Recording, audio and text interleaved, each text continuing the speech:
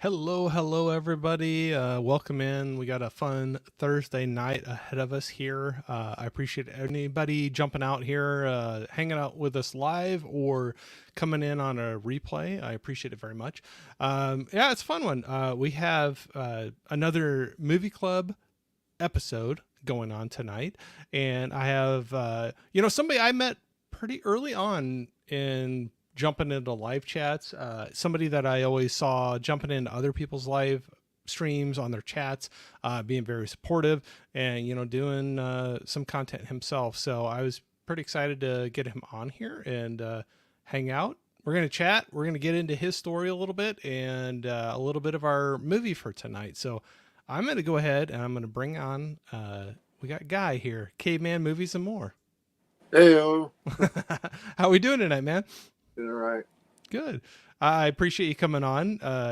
Like I said, you're somebody. Your name I remember early on when I started getting into some of the communities. Uh, you were a name for a long time before I started doing videos, and I Right. know you were doing videos before me too. But just before I was doing videos, I was getting into live streams, jumping into chats, and you were a name that I would run across quite often Right. in certain circles that we're running in, and Right. it's fun to be able to jump on and talk to It, you it, it is kind camera of to camera. it is kind of funny and interesting if you think about it. That it just seems like that there's like 20. There's like 20 of us random 20 of us that all kind of like gravitate towards one another's Right. content or towards one another's personalities is probably more more to like it. Absolutely. But, Absolutely. So no, I appreciate it. We're gonna have a fun night. We're gonna hang out. We're gonna talk about you for a while. We're gonna talk about our movie that we have, and just kind of see where the night goes. I know I'm kind of aimless, but we'll get her done tonight. But one thing I was gonna shout out just really quick, and I know you're a big supporter of him too, but right. we have a good buddy, David, the 4K Lowdown. I've put some stuff out on my community post on YouTube. I know you've put things out there too. Mm-hmm. Good friend of ours, another person that we've gotten to be good friends with, hanging out on YouTube and talking about movies. And he's entering into I think it's a fight he's going to win, but a tough fight that he's got on his hands with cancer. And I know you've thrown out a lot of support for him. A lot of Yeah. us have been doing that. And I was just going to say right off the bat, uh, if you are interested in his story, I have the link in my community tab. I put a post about this. In this live stream, I have Caveman's uh, links to his information. Please go check him out, follow him. But I also put that link to a GoFundMe page for David. And it's something, if you want to go out there, just take a look, read his story, see what it's about. I know times And are, I would my thing I would say to do is to make sure that even if you're not able to do anything right now or whatever, but if you just kind of bookmark them and kind of check back in on them every once in a while, and then continue to give when you can, because it's going to be it's a long yep, road absolutely. that you just got to go down, and we could all we don't want to all dump in there at once, and you know it'd be great if you got $1 million at one time, but we don't want them to get like this goal all at one time, and then then be hurting again Yeah. a few months down the road. So Yeah. So that's where I say, if you can, go check it out. If you feel like it's something you're able to give to, I know times are tough. Dollars are being stretched everywhere. Believe me. If you can give, if you can't, I understand completely. Times are, things are expensive anymore. If you can't, maybe just share the post, share his post and send it out there. And I think that's a big help as well. So whether you can give monetarily or if you can just spread the word, um, it's a lot of love back to him and his family, and we appreciate it very much. So yeah, and something that's been kind of good that they've been doing. I don't know that it's a planned thing to continue to do it, but he has been putting notices up, like, you know, day 3, day 4, Yeah. check-ins to kind of like. So if you are wanting to kind of follow along, with them, in a supportive manner, uh, then by all means do that. Search them out on Facebook, Yes. and or even on. I think some of those same stories get relayed over on Instagram. Yep. So you could also follow him on his 4K Lowdown on Instagram. Yep. Absolutely. 4K Lowdown and Faces for Radio, him and Rich. I loved seeing them back the other night. Uh, it brought a smile to my face to see them together. I know they're dialing it back a little bit, which is understandable. But not to go into it too much, but I'm just going to say, I know times are tough. If you can't give with money, which no judgment there. I mean, everybody's got their struggles going on right now. Things are more expensive than ever. If you can give, great. Go out and check that out. If you can't, maybe just share that GoFundMe out and spread the word and show some love to a really good family guy. He's a good guy that welcomed me into the community way before anybody. I'm still a very small channel, but when I was even smaller, super nice, took me in and let me come on their channel to hang out and talk movies, and just good guy all around. So anyway, All that kind of that was my plug.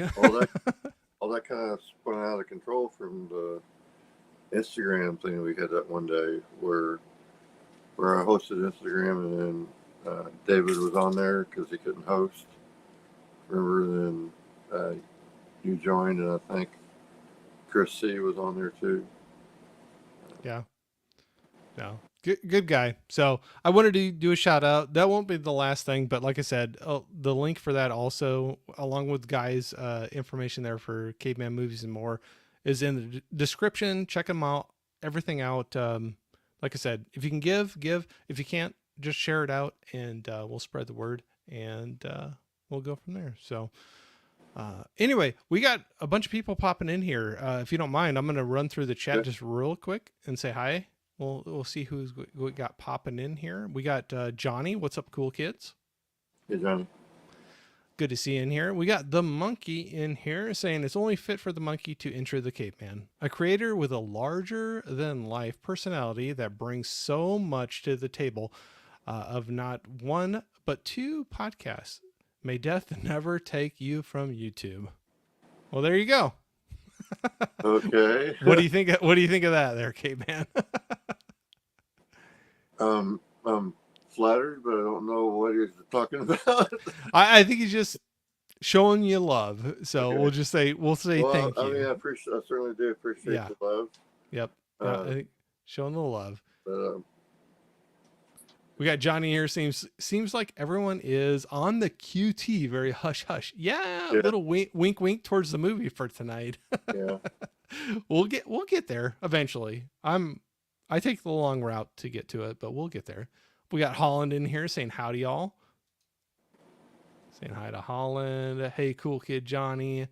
We got Tiana in here saying Tiana. hey everyone. Thank you, Tiana, for everybody. Thank you for jumping out. Hey, you might know this person. Yeah. Hi, gang. Hey, beautiful.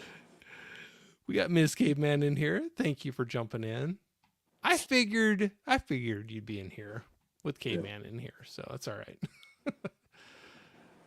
All right, we got a lot of highs back and forth. If I miss anybody, I apologize. I try to run through here really quick through just the highs back and forth, but I want to make sure I hit anybody that jumped in just to at least say hi, that you're visiting us for at least a little bit tonight. So I appreciate it very much. Let's see. What'd you say about Granny Caveman? Well, okay, here we go. Hey all, Granny Caveman is watching. So okay. Hi Granny Caveman. I appreciate you jumping in here and watching.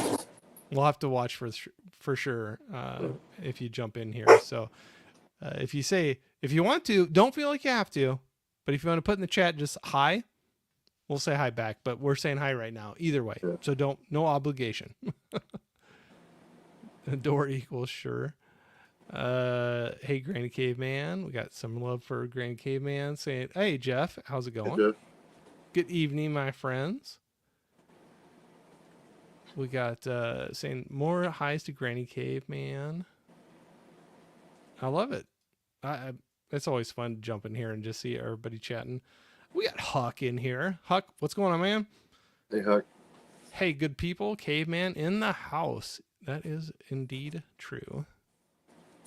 Saying hi to Huck. We'll see what we got here. Running through quick. And Huck, by the way, does the best intro of what I should do, like the caveman. It's hard to beat Huck. He brings Yeah. he's got the personality and the energy. I wish I had. Yeah. No, he's a good guy for sure. Larry's in here. Horcat Dad saying our main guy is in La Casa. Yeah. Saying hi to Tiana, Huckster. Make sure you all show some love and drop them likes for Guy and Corey. Hey, if you want to, awesome. I appreciate it very much. Wow, we got a visitor. Which one's that? This one's new, so I don't know its name. You're new. That's But the name. She's New. supposed to be temporary. But a friend of ours just had another child, and this one wasn't playing nicely. So they're supposed to be just temporarily until the baby gets older or whatever. But Gotcha. yep, that's right. Just wants to say hi. Yep. Okay. I don't have anything fun like that to bring on camera right now. My Yeah. dog's sleeping, so we got my honorary mom, Jane Yep. Doe Latte, saying hi to Corey and Caveman. Hey, Mama Dog. We got Gizmo in here saying my super nice, super friendly person I never get in trouble or mad at, Corey and Caveman. Do the Macarena right now. We all be happy. I never learned that one. Yeah. So I think I'm not going to speak for you, Guy, but I'm going to probably pass on that one. But Yeah. Okay. I'm not much of a dancer. But thanks for jumping in, Gizmo. Saying hi to Nikki. I love it. Comrade Gizmo. Johnny. We got Mark in here saying, hey, howdy, everyone. Hey, Mark. Good to see you, man. I always love seeing you in here. So Jeff can honestly say hi, Mom, because that is his mom. I just say she's my honorary mom. All right, running through. I'm trying to catch up. Wow, people are on. Guy, you're bringing them on tonight. We got a bunch of people. It's popping off here. Gizmo saying, Johnny, have Corey told you to do the push-ups? I don't think I did. Saying, everybody's saying hi. He has not. Red Leader is failing his job. Yeah. If I had $1 for every time I heard that. So saying, what's up, Larry? All right, we'll get there. I'm working through it. The Monkey and Caveman sound like an Italian exploitation film with a bunch of nudity. What do you think of that? Maybe you can make your movie. My short but prestigious role in Caligula will be coming out soon. I like it. Saying hi to everybody. I love seeing everybody jump out here and saying hi to each other. Johnny's saying, did I just hear a dog barking? Yes. What is the dog's name? That would be Remy. Remy? Yeah, and he's named after the Gambit character from X-Men. Okay. It's funny. I had you up here, and then you just drew my hand. Yeah. The cat doesn't know what they want. Yeah. So that's where my brother has a lab that is Remy. So it's kind of funny. That's a good name. All right, we're going. Everybody's saying hi. So this is where everybody goes and actually hit the like button. Do it. Do it. Hit the like button. Caveman recommends hitting the like button. Yeah. And we appreciate it very much. All right. Run through here. Oh, I Hey, love Chris. this. Man, yeah. Chris C. Okay. Sorry. That's where I always miss some people on here, but Chris C is in here in the house saying hi. Look at these. Man, everybody's out here tonight. I feel a little pressure now. I feel pressure. Everybody's saying Oh, we hi got to 23 watching and 11 likes. Yeah. Caveman's just putting it out there. Yeah. Take it how you will, but he's putting it out there. Mel, did I miss Mel? Everybody was saying hi to. I see Mel the Killer Queen. If I missed Mel, I am sorry. Man, this chat is going crazy. So if Mel's in here, hello. I always appreciate you jumping in. So I'll just say that. If I missed your chat, I am sorry. We got Adrian James in here saying hello there, James. Hey, Adrian. Nothing's official until Adrian and Holland show up. They make it official. They make it official. Tiana saying, "Oh, so cute." I think she likes the Gizmo. Gosh, you always catch me, Gizmo. I got to watch out for you. Yeah. Yes, he is. That is a beautiful kitty cat. Yes. We'll say that. Kitty cat. You're always a fun one. Yep, kitty. Kitty. That's what we'll go with. Kitty. All right. I'm going to jump past some of the hellos. See if I missed anybody. Oh, Chrissy's saying on my work break, great to see my fellow geeky brother Caveman. So that's one thing. I know really early on when I was getting to know you, you and Chris C and Jeff, John Doe, Juggalo, doing something geeky. Is that something that's still going to be on the horizon maybe in the future? Yes. I hope so. I know that I had some stuff going on. Oh, sure. A couple months that I'm thankfully through all that stuff now. But and then I think Chris is just. I think he just got a promotion and is busy with work a lot. And then Jeff has been busy with work, but has had a bunch of fun trips and stuff he's been on. Yeah. Too. No, I tell you what, I can't believe we're almost through August at this point. I always think that I think I'm going to get past one certain step and things are going to slow down, and it hasn't, and it just keeps on going faster. And not saying anything bad or horrible, but life just gets crazy and gets busy. And I know, like, you can be like, oh, we just did one last week, and then I was like, oh, that was 3 months ago. But no, I'd love to. You guys always seem to have a good dialogue together, the three of you. So yeah, I'll be looking forward to more coming out. But no pressure, because believe me, I know things get crazy, get busy, and yeah, it's amazing how fast time goes by between certain things. The concept of whatever is stolen straight from Gizmo. So yeah. And I just kind of felt like that there wasn't, when we were doing something rotten on his channel, that a lot of the other people that were there, I think Gizmo likes animation, but I don't really think like the others in the group really do.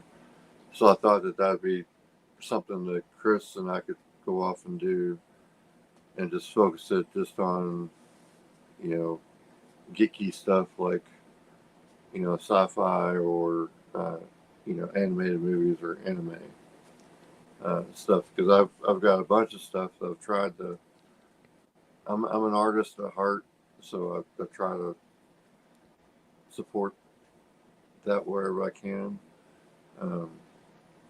But sometimes the curriculum or the stuff that they're talking about, interests me, and sometimes it just goes over my head, and I'm thinking, So this must have been about the time that the kids started using Tide Pods. Yeah, no. So you're throwing that out there, feeling like you're an artist and, definitely doing social media stuff like on YouTube. You can be creative and kind of scratch that itch to be creative, being artistic. Is there anything outside of social media that you do to kind of get you that feel of being creative, being artistic? Well, um, my the job I used to have, I used to be pretty creative in that. Um, and then my car, I have a 2000 Audi TT, Oh, nice. and I bought it back in 2001. Uh, so basically like my dream car. Um, but so I got plans to get it back on the road and stuff. So So that's your project car. yeah, So is it all mechanical or body work or both, or what are you working on with it? uh, well, the immediate pressing thing is uh, I need to get another title for it because I went from Indiana to Kentucky. Yeah. So that's one thing I got to jump through hoop for. And then the other thing that's kind of uh, making that not really enjoyable to go chase after is I got to either cut out the headliner or tack up the headliner or something because just over time it's just lost its stick and it's sagging down. Oh, sure. So it's a hard top. Yeah, yeah, Yeah. Oh, cool. So that's a car. That's I always like hearing stories about that because I get into cars a lot too, and it's fun when you get something that you really have a desire to get out and get. Yeah, something about it just gives you a smile, yeah. and Actually, if you go to my videos and go to like the Mission Impossible yeah, um, video thing I did for the complete steelbooks set that was at that time. Um, so in Mission Impossible 2, they actually had my car, yeah, yep, but it was a convertible, convertible, yep, which makes it just a two-seater. And I never really looked into it, but I think a two-seater costs more as far as insurance goes. Um, so the four-seater coupe was better for me, but you really can't be any taller than not supposed to be taller than 4'11" to sit in the back seat of that car. Well, I'm not a very tall guy, but I would not fit in that Yeah, back seat. yeah. Then that's like a kid's back seat. Then Even Huck wouldn't fit in there. there you go. Well, cool. No, I'm glad. So that's something that you've had on, at your place, and you're just kind of working on it as you can. Yeah, yeah, No, that's cool. That's I've always wanted to do that. There's a couple old muscle cars that I remember friends of mine when I was a kid, their dads having, and I always thought it'd be kind of fun to get one of those and fix it up and to do. But yeah, not yet. I'm not to that spot yet. But I love hearing people that are doing that. I definitely used to do a whole lot more stuff to cars and stuff than I do now, just because um, back issues and crap like Oh that. sure, oh, absolutely. Got Chrissy in here saying yes, we geeky nerds are not going away. You're gonna keep it going. I love it. All Now right. I've got an iPad, but every time I do this, it never does the thumbs up thing for me. Oh, yeah. And I I try to do that, and it doesn't do anything for me. yeah, I've seen people doing it, and sometimes it's hit or miss if it recognizes it. But yeah, there's a group of different signals you can give Right. to do some stuff. But no, I don't know the trick for it. I don't have it, so I can't help you there. But we got all right, I'm gonna flip through here real quick. We got a few more people. I don't want to miss anybody. Holland's Meow. We got, well, look at this. We got Reed, Spicy 4K Hey, Action Reed. saying, hey, Corey, Guy, chat. Thanks for jumping in here, man. And just so everybody knows, Reed actually edited the last like 3 videos I put up. He actually edited them for me and put in scenes and stuff, and he even added the caveman holler yell at the last one Yeah. that got uploaded. I wish I wasn't. It's just like it's have like a mental block when it comes to trying to figure out how to do editing on any software, Oh, and I never seem to go back to the same one twice to try to pick it up again. yeah. No, I'm the same way. No, Reed's a cool guy. That's cool that he's talented. So that's cool that he's Yeah. helping out with some of those things. But we got Texas in here Hey saying good Russell. evening, everyone. Love seeing you. Everybody's saying hi to each other. I'm going to jump past some of those. Is anybody else in here that I have not said hi to? If I missed you, I apologize. Like I said, I'm just trying to run through really quick, and we'll jump back in and out of the chat. But so we were talking about, you got a car at home, you're fixing it up. That's a project you have. Life are all around you. You have, some YouTube and Instagram things that you're doing, getting back into. Is there anything that really drew you to doing the social media thing, like YouTube or Instagram, that really kicked off, that you're like, this is something I want to jump out there and share my voice on some of these things? Uh, I want to say just like some of the different ones I started watching that I realized that well, that's something I could do. Yeah, I can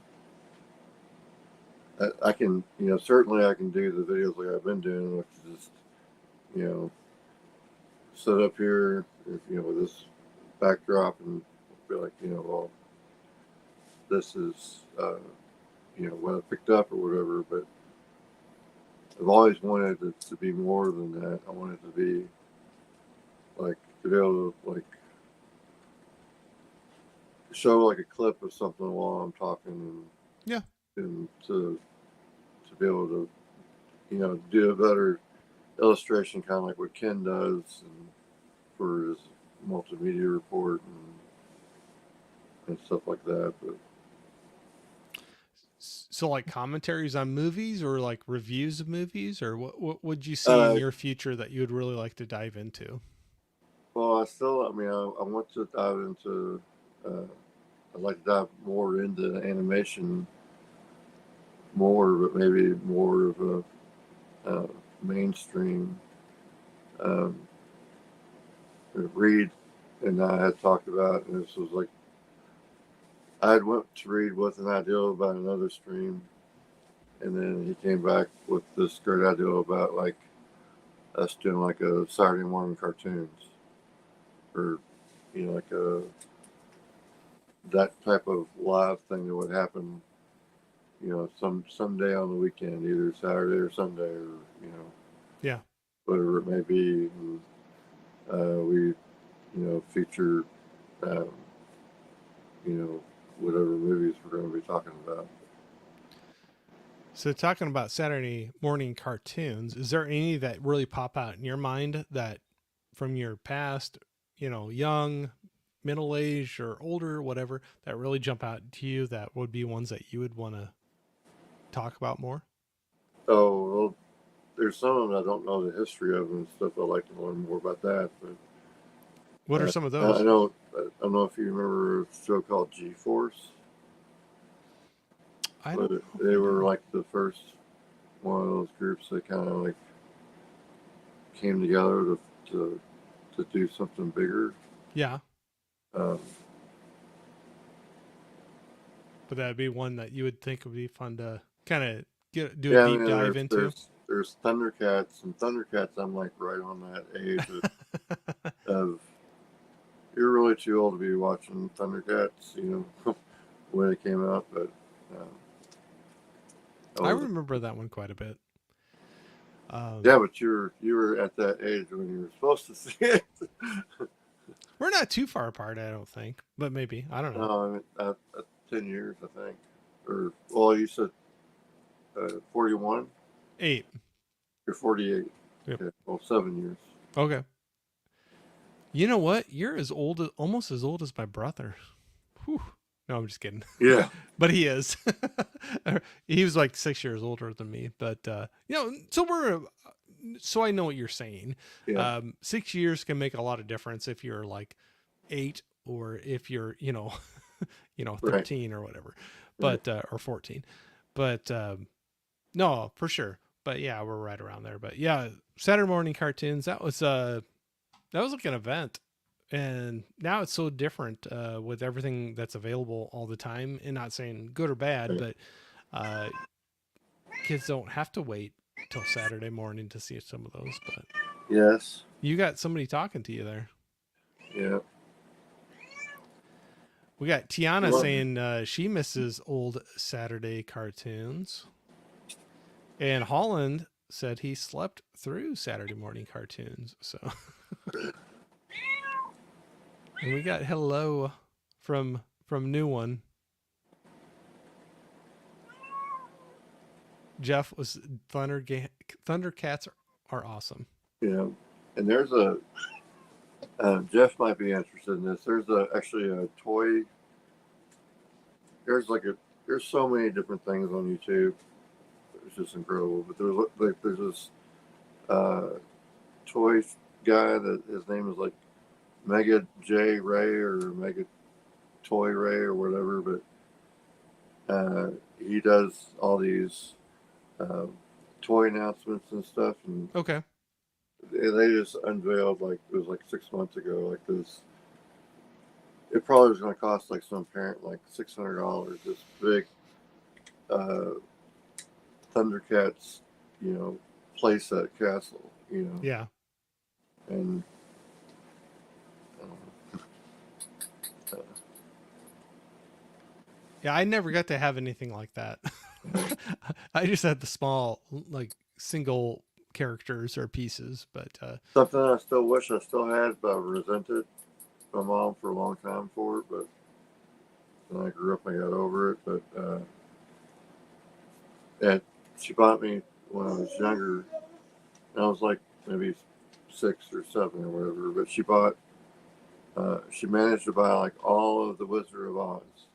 mm, So I had every character of the Wizard of Oz. Even had like one of those vinyl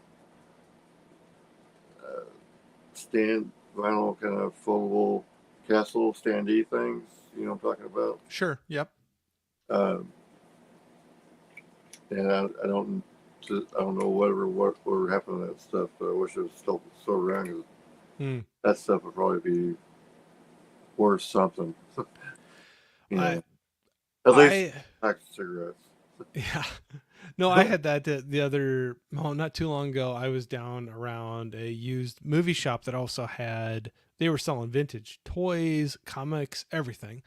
And I was looking in these cases and seeing toys that I had as a kid, and I didn't have the really expensive stuff. I we just couldn't afford that. But some things that I had that I just beat to pieces playing with and having fun, and I saw the prices they were asking for those to be sold at, and that's where I was like, I wish I was nicer to my toys when I was younger and kept them. Yeah, It's funny, but I think that's the nostalgia. Like some people, you want to revisit that time or some of those things, or maybe some of those toys you weren't able to have at that time, but now you can do it. yeah. But it's kind of crazy what they charge for some of those. But Johnny was saying best part of the weekend was when I was growing up was heading to the living room and turning on Muppet Babies. I never really followed that one. But Well, Tiana liked Muppet Babies too. I remember watching Lone Ranger in the morning, Yeah. like early in the morning, and then, but there was one show that really annoyed me. What's that? that was on at that time, and it was the electric company. Okay. It's because they start off their show by screaming, "Hey, you guys!" And now you're Caveman. Yeah, We got also had Larry the Horror Cat Dad saying here Thundercats was legit. I yeah. remember liking watching it. Yeah. Tiano saying mine was Scooby Doo. That was my fave. Yep, very good. Holland chiming in with meow again. There we go. I remember watching He-Man back in the day. Yeah. Yeah, I do too. I had a lot He-Man of was by that same time frame. yeah. I had a lot of those toys I think too. Teenage Mutant Ninja Turtles was around that same time frame, or they were Teenage Mutant Ninja Turtles. I remember them being around when I was like in high school. So Yeah, I was a the little old 80s. for I was a little old for them too when it came out. I still like them, but yeah, it was out of my range. I think where I didn't have the toys or the comics or anything. But um, looking back when you were a kid, so talking about those things, is there any toy or that you had or didn't have of a series or anything of those things that you think would be fun to dive back into? Well, I don't know if it's. I remember those like movie cards. Mm-hmm. Um, I remember having like the different sets, and I also remember some of them actually had like puzzles on the back of them. Yeah. Like on one side it would be like but on the other side would be like some movie poster or some character or something like that. Yeah. So that would be your thing. Yeah, or I don't know. I like to if I if I was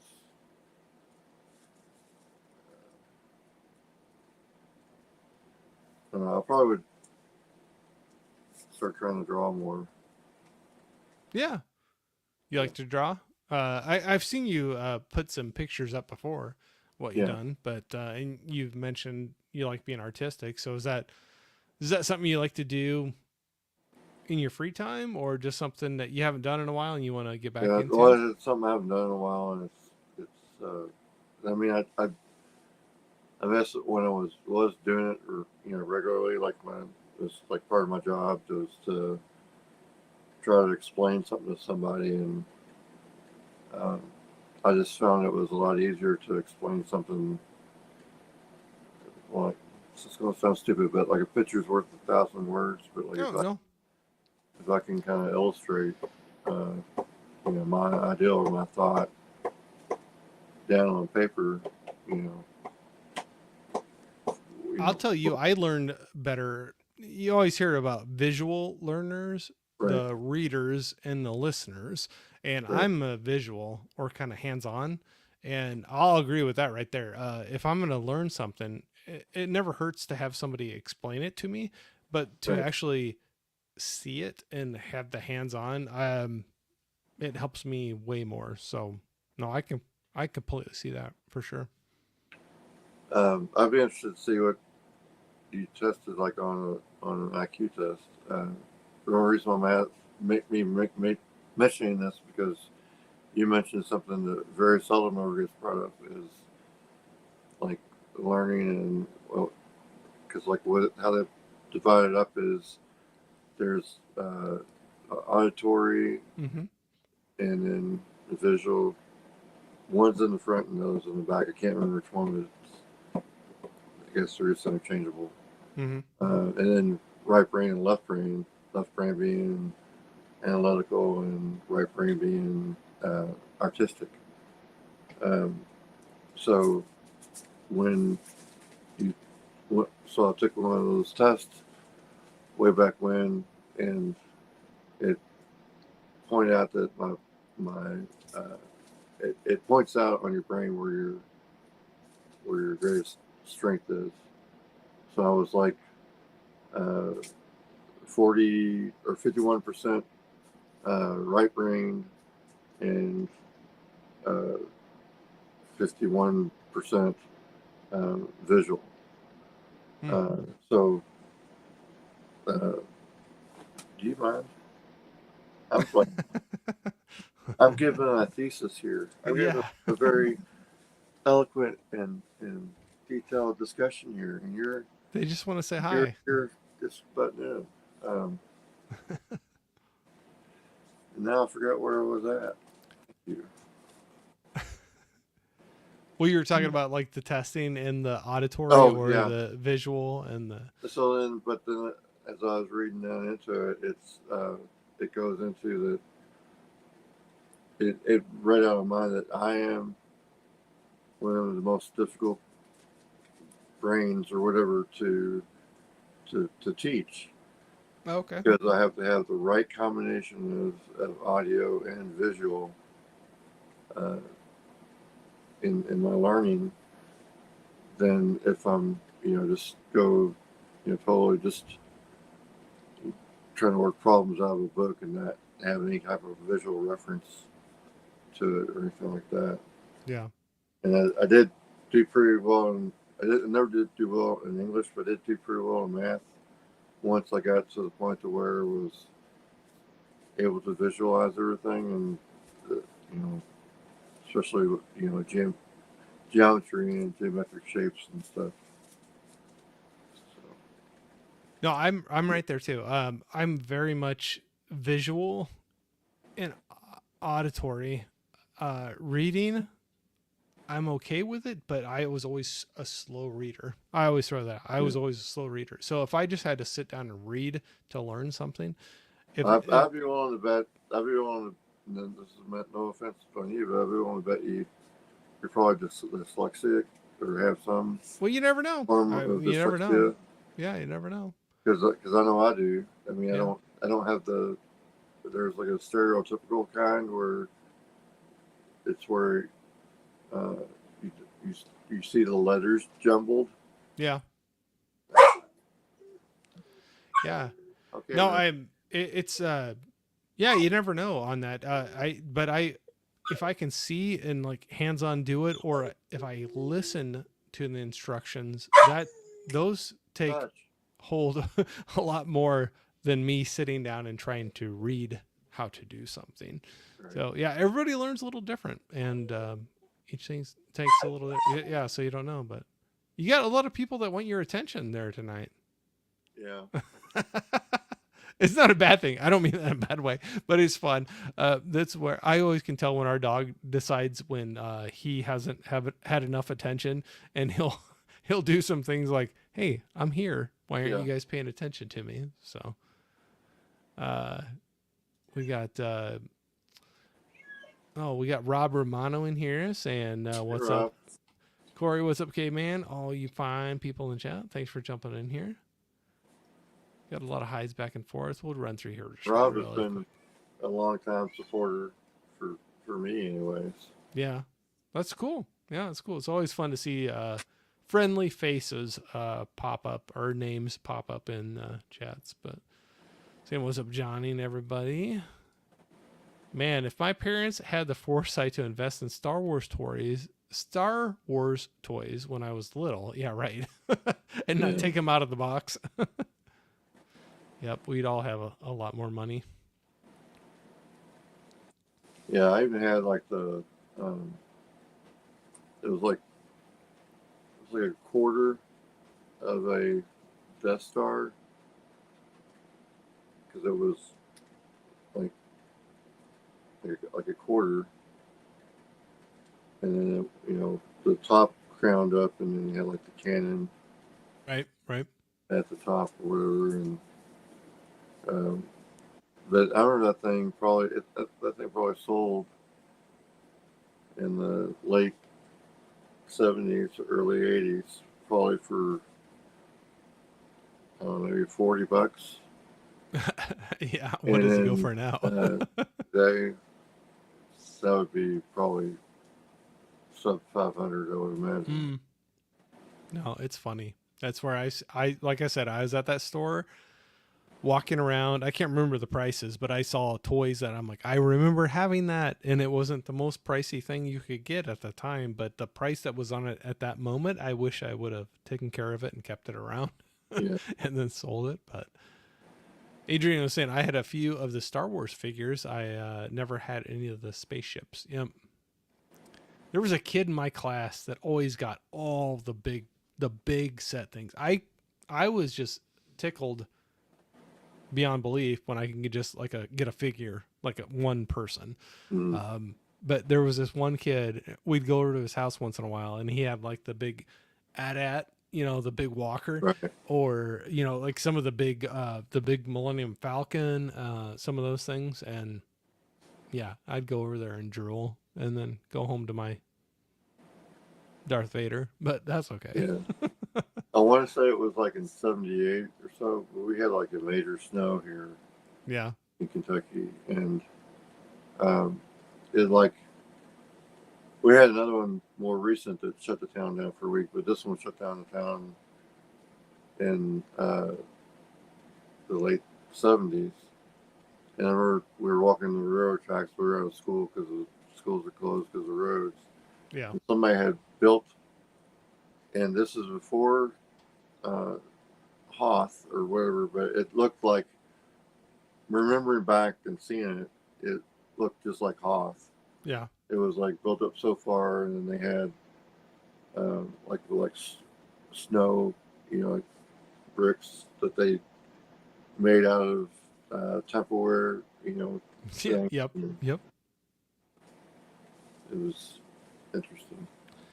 I remember making forts with snow out of empty Cool Whip containers. Yeah. Yeah, or things like that, or the butter jars, or like Right. things like that. Right. So yeah, I remember packing those things up and making bricks for our snow fortresses. But Prince is in here saying, "Whoa, guy, your beard is top notch." Yeah. Well, it's kind of like chopped off. But It is chopped off right now. no, I'm just saying. Oh, with the picture. Uh, Yeah, yeah. Well, he appreciates it, I guess. So, Prince, thanks for chiming in on that. Johnny, if my mom had the foresight not to get rid of my OG Teenage Mutant Ninja Turtle stuff, yeah, right. I think we all have some stories like that where things got emptied out of spare rooms or attics, and yeah. we wish we had them back. But, yep. Yeah, All right. more than just animals go to farms and Yep. Yeah, exactly. Exactly. We got Steve in here saying greetings, Corey, Guy, and Flick Friends. Steve. Thanks for jumping in, Steve. We'll see here we got, and we'll move on here. But you still doing good? Sorry, I'm kind of just no, I'm rambling fine. on. They're great. All right, cool. Saying hi to each other. Let's see here. All right. Okay. Prince likes to ask this one. And I'm not saying it a bad way, but he just says, do you have a feel-good serotonin movie, Guy? Like a movie, if you're down or you need to pick me up, do you have one or a couple movies that you can like throw in and just like make you feel good? One I can think of is Secret of My Success. Oh yeah, that's a good one. Yeah, Michael J. Fox, and Yep. so that'd be your one. Yeah. Yeah. I like that one. I haven't seen that in a long time. I should go back and watch It's that. on. They have it on Kino, or I have the Kino of it. Okay, I'll have to look at that. We got Laren in here. Hey, Laren. Caveman, good evening. Thanks, It was just his Laren. birthday a few days ago. What? Laren? Yeah. You're getting to be an old guy, Laren. You're catching up with Caveman and I. Yeah. Maybe not catching up with us, but. All right. We got people saying hi, hi, hi. All right. So I'm going to put a pin in that one. So with the YouTube thing or Instagram, going out and doing those things, we were talking about, kind of what you got spurred on to do that. Do you still find enjoyment in doing it? I know a lot of people, and I'm not saying I'm immune to it either, but sometimes you got to step back, take a break, and then recoup, and then kind of come back at it. And life throws curveballs all the time with it too. Is it something that you're excited to get going in more, or you're good where you're at, I or definitely like to do more, yeah. and I think, short of taking the class for the other part, I'm not sure. Um, I mean, I thought about uh, like when I get the car going and like making that. If I was able to edit a video, Hmm. I'd have like a shot of me driving the car to, you know, uh, Barnes and Noble, or Go you buy know, some movies. to someday we're gonna probably drive by and we'll see uh, a Best Buy sign all decrepit like a Blockbuster sign is today. You know, I'll look forward to that. I would like to see that for sure. Yeah, it'd be fun when you get that all up and running, and you and Miss Caveman can go out and go for a cruise, and go buy some right. movies. That'll be fun to check out. And there's interesting places that are around here that would be interesting for us, even like a drive. Maybe a spirited drive or a not so spirited drive. I don't know, but the scenery would be nice. So I know, talking about that, like going out for a spirited drive, and whether you'd go to Barnes and Noble and buy some things. Uh, do you? I know you are a physical media collector, but you love movies too. So Yeah. you don't have to like, you can watch movies in a theater or stream them as well and still have fun with it. Um, where are you at with collecting? Do you? I've felt like, in myself included, there's been a common theme recently about pulling back a little more, maybe being a little more selective of what you're buying, just with expenses, whatever, life. Where you think you're That, falling with all that? I mean, I definitely feel it. I definitely appreciate that I've got a partner, Miss Caveman, who appreciates and understands Yep. the the difference between streaming something and having something, to be able to go back and be able to watch, anytime you want to. Yeah. Um, because like with this movie, uh, when we first, brought up and talked about it, uh, it was available to watch for free on YouTube. But then, right when we, set this up, then it's not there any longer for you to be able to do that. So Right. if you don't have your copy, what are you going to do? So where you're at right now, do you how do you take in most of your movies? Physical media that you bought and watch, streaming, or going out to the theater? Well, definitely more streaming, Yeah. not by. Um, I mean, if there's special features or something like that that's on the disc, then I'm going to go get the disc and try to Yeah. put that to go watch whatever additional stuff I want to watch. But if it's just rewatching something, if that something happens to be available to stream, then great. If not, then I'll get off my ass and I'll go into the living room and find it. Yep. Um, but I do know that um, there's like space constraints that we definitely have, and I need to. Uh, we're definitely not going to be able to display all our stuff in one room. Right. Um, and even going to two rooms is going to be. I'm kind of against the idea of pushing the movies into the other room because I just yes, you're worried about it too, aren't you? Yep. See, we hear them too. It's okay. Yeah. Um, click on you. What was I talking about? What was I talking about? Like spreading into second Oh, rooms and well, yeah. Like that room, more or less will turn in voluntarily or involuntarily turn into being a junk room just because it's a catch-all room that we have, and I don't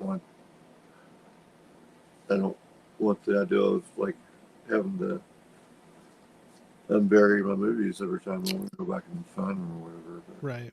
Right. and then one thing I kind of my collection has kind of gone through phases, but like when Blu-ray and HD DVD were out, I chose HD DVD based off of the studios that were backing it, and then also knew the history about behind, um, like what Betamax had to go through, Right. and so I chose poorly, and I chose HD DVD. But anyways, I had like during that time frame from like 2007, 2008 when Blu-ray HD DVD came out until 2012 when I got sick and I lost my job because of my illness. Hmm. Um, anyways, I had like 3,000 Blu-rays Right. at that point, and through the course of losing my job and trying to, I was still, I am disabled and getting disability now, but I was trying to fight for disability back then, and uh, trying to save or trying to stay in the house as long as I could possibly stay in my house to maybe, get a winning verdict, which, spoiler alert, and the winning verdict didn't come until much, much, much later. Hmm. But anyways, I had a friend move in with me, and I was like, look, I don't expect you to, pay me the mortgage or nothing like that, just, if you could pay the utilities, I've paid ahead on the mortgage as far as ahead as I can, yada, yada, yada. So they agreed to that, and then I was going through like bouts of depression and stuff, and uh, they chose to take advantage of me and chose to take all the Blu-rays and stuff I had and sell them to a secondhand store. Hmm. And uh, it was something I was never able to ever recover. So I had like stuff like Dogma and all those holy grails or whatever that were just, you know, gone all of a sudden. So I didn't really start rebuilding my collection until after I finally did get my disability, and then the best way I knew how was just to rebuild most of it was to get buy stuff secondhand, Hmm. Oh, absolutely. either at pawn shops or Facebook Marketplace. Uh, I have doubles from stuff where I would buy, where somebody would be like, here's all these movies, and if you buy them all, it works out to be like they're like $1 a piece. Yeah. But there's some duplicates that are in there, but they don't want to take them out or whatever. So I've got duplicates, still to give away of stuff from stuff like that. Yeah, for sure. You can do that. I have nothing against thrifting or buying used movies. I do that all the time. It's a great way to get some really good movies into your collection and like more for a smaller dollar Right. amount. So no, it's a good way to do that. But what I have been doing to try to kind of curtail is typically I only buy stuff when it comes out on a steelbook, Mm, okay. and then or if it's never going to get a steelbook, like the Arrow and the Conan series, or Right. uh, or even like the Kevin Costner one. Not Kevin Costner. Harrison Ford. Oh, the Amish one. Oh, Witness. Witness. Yeah. Yeah, yep, yep, for sure. It will say So hi real. I'm sorry if I derailed anything or took anything away. Oh, you don't derail anything more than I do, man. So we're good. We're just hanging out talking. We're just two buddies hanging out talking. So no, there's no rules. There's nowhere we need to go. And if people think otherwise, it's okay. But no, you didn't derail it any more than I than I do. So we're just hanging out talking. But I was gonna say hi to Tony really quick. Okay. Basement Blues saying Hey, hi. Tony. Here. Love seeing that. I'll see if there's anybody else in there. A lot of people saying hi back. Oh, we got Bonnie, Mama Hey, Blu-ray, Bonnie. saying hi. Thank you so much for jumping in here. I love seeing you in here. Such a fun person. So I'll put a pin in there too. So no, that's why I like. There's no rules on these. We get on and we talk, and this is the whole point of just hanging out, getting to catch up, and kind of go from there. But I know before I go into my next little thing here, I was going to say I saw Smirk jump in here, so I'll say hi to Hey, Smirk. Smirk. Say hey, what's up, movie people?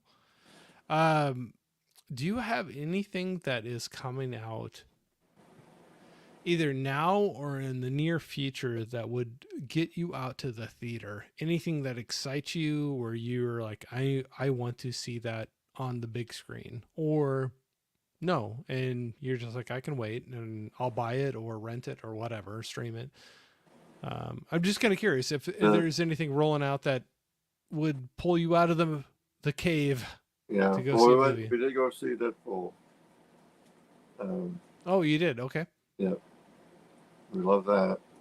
We had an interesting catastrophe at the beginning of the movie where the 3D wasn't working.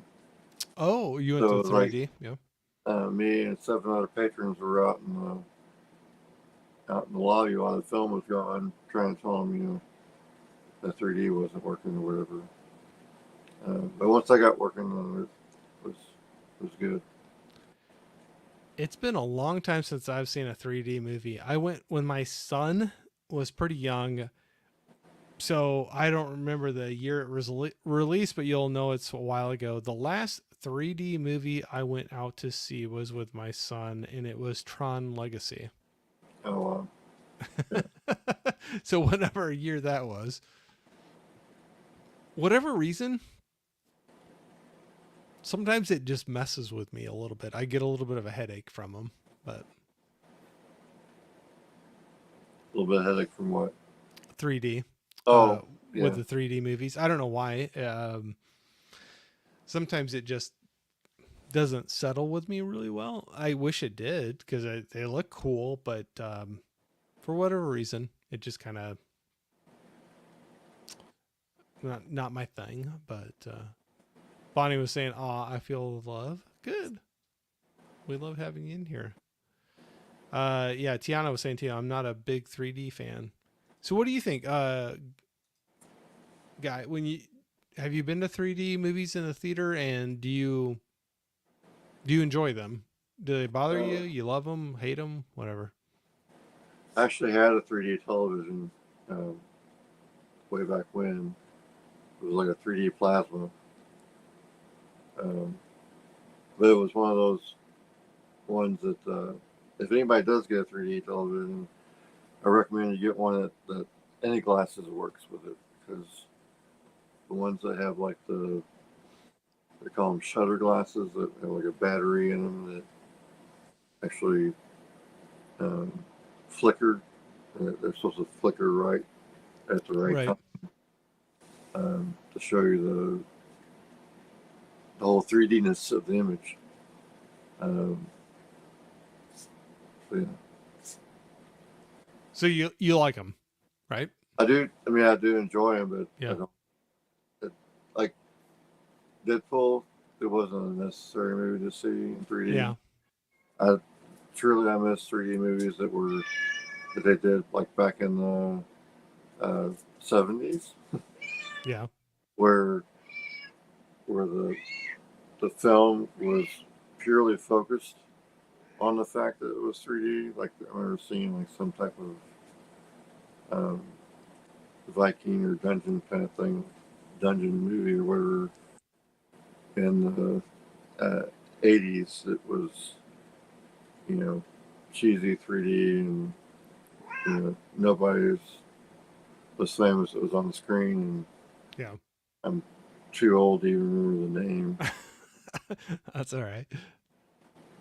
We had a few other people chime in about them. Hey, Johnny was John. saying 3D was just okay for me, but I agree with Corey. It just gave me headache.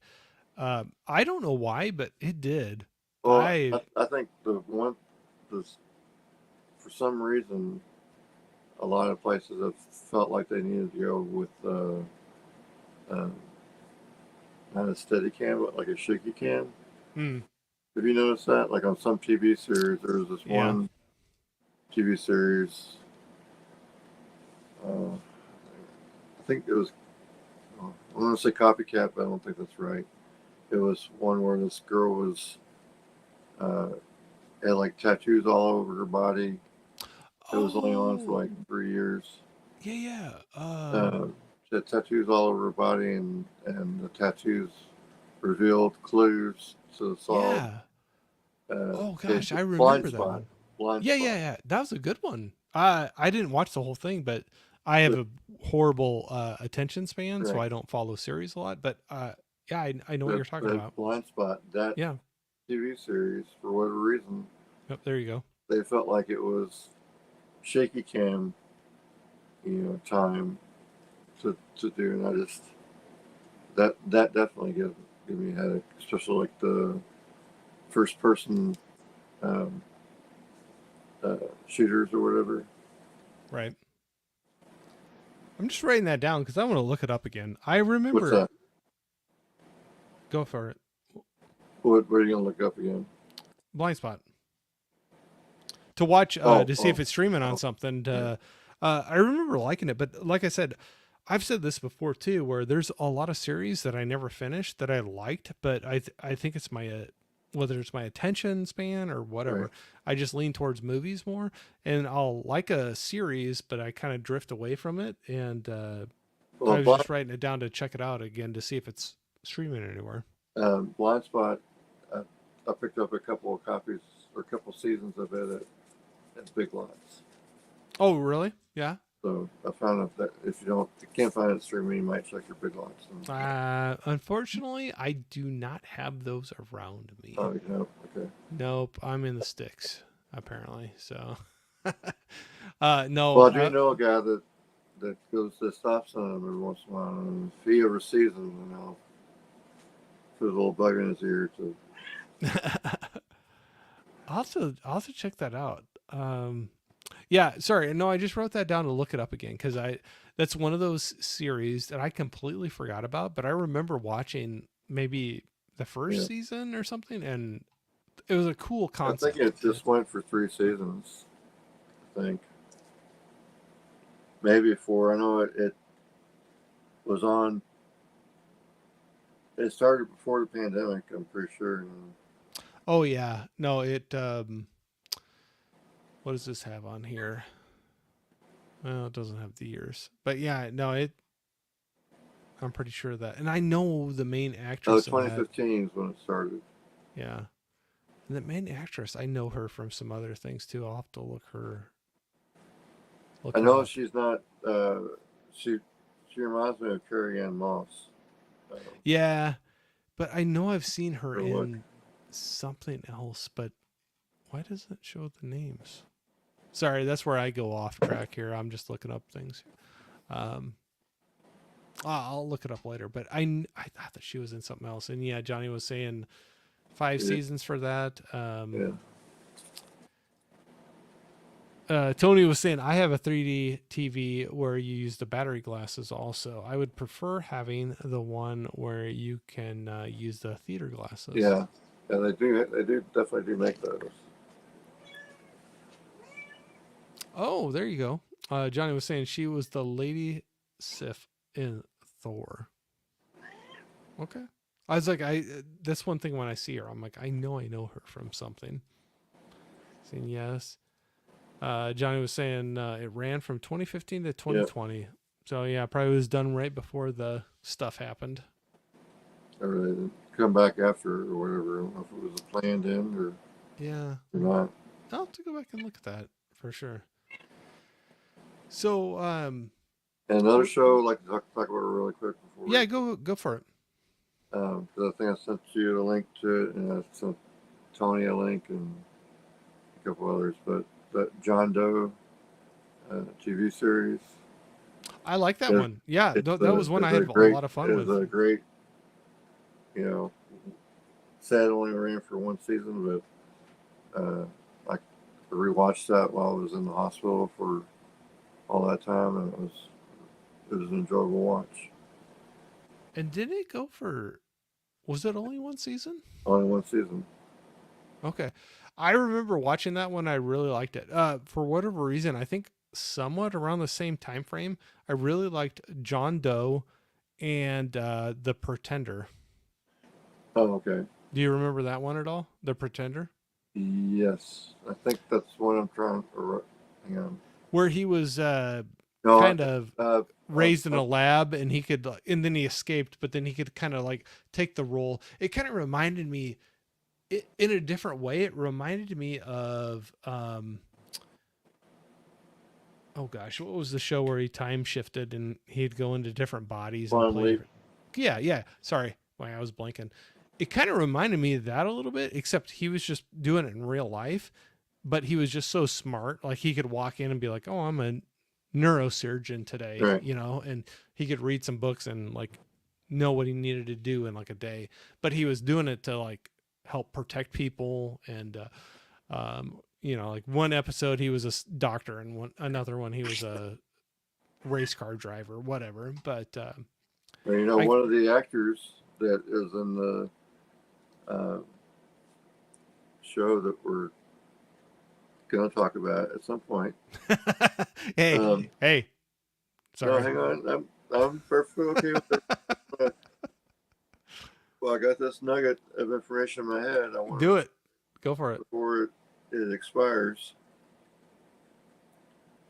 And why can't I find it? Uh,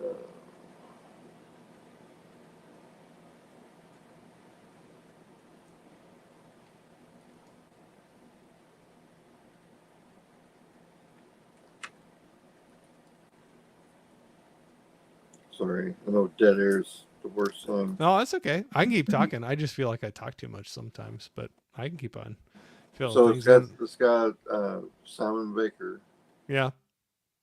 um, who you may know more from.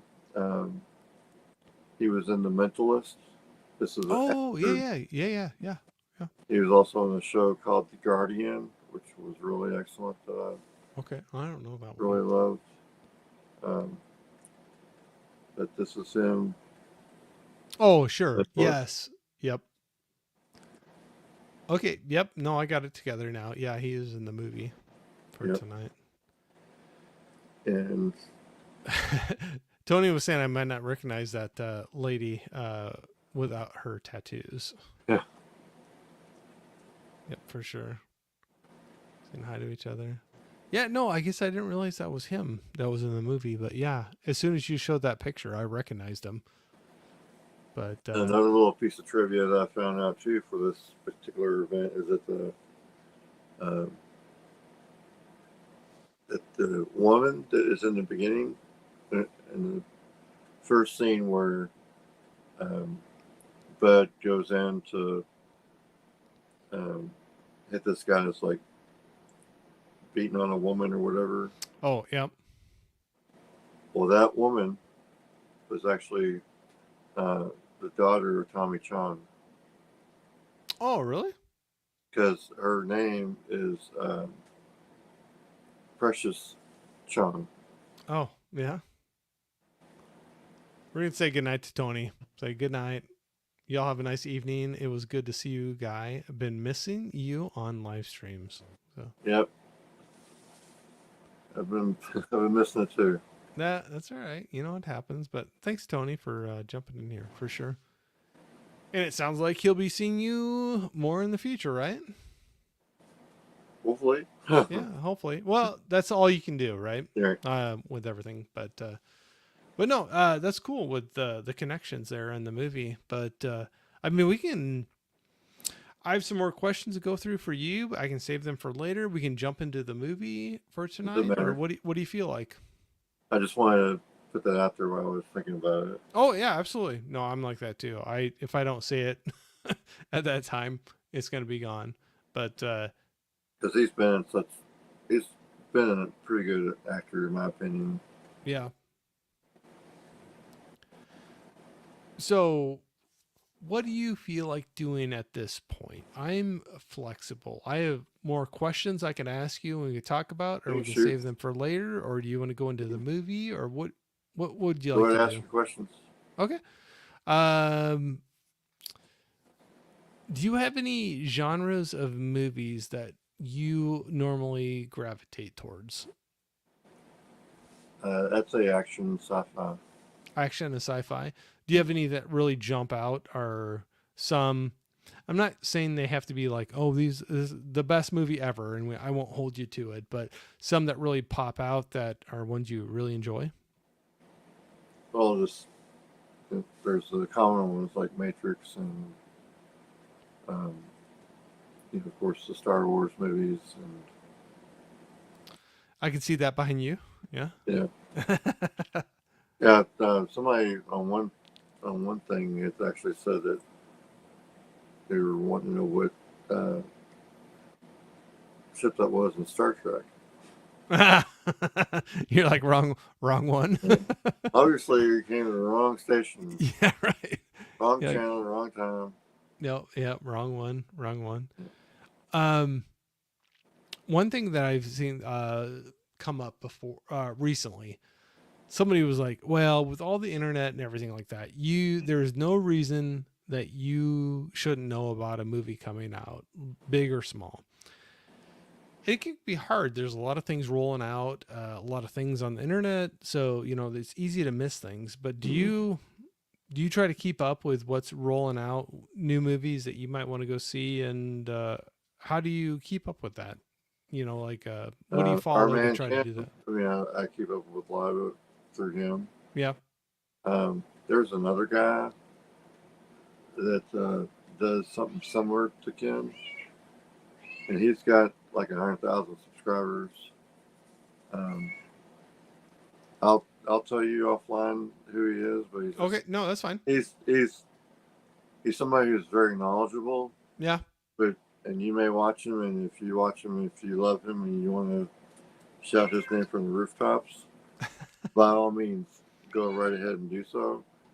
But he just has kind of like a funny kind of abrasive uh, Okay. personality for me, anyways. Um, it's kind of like a know-it-all kind of Well, yeah. Okay. thing. Yeah.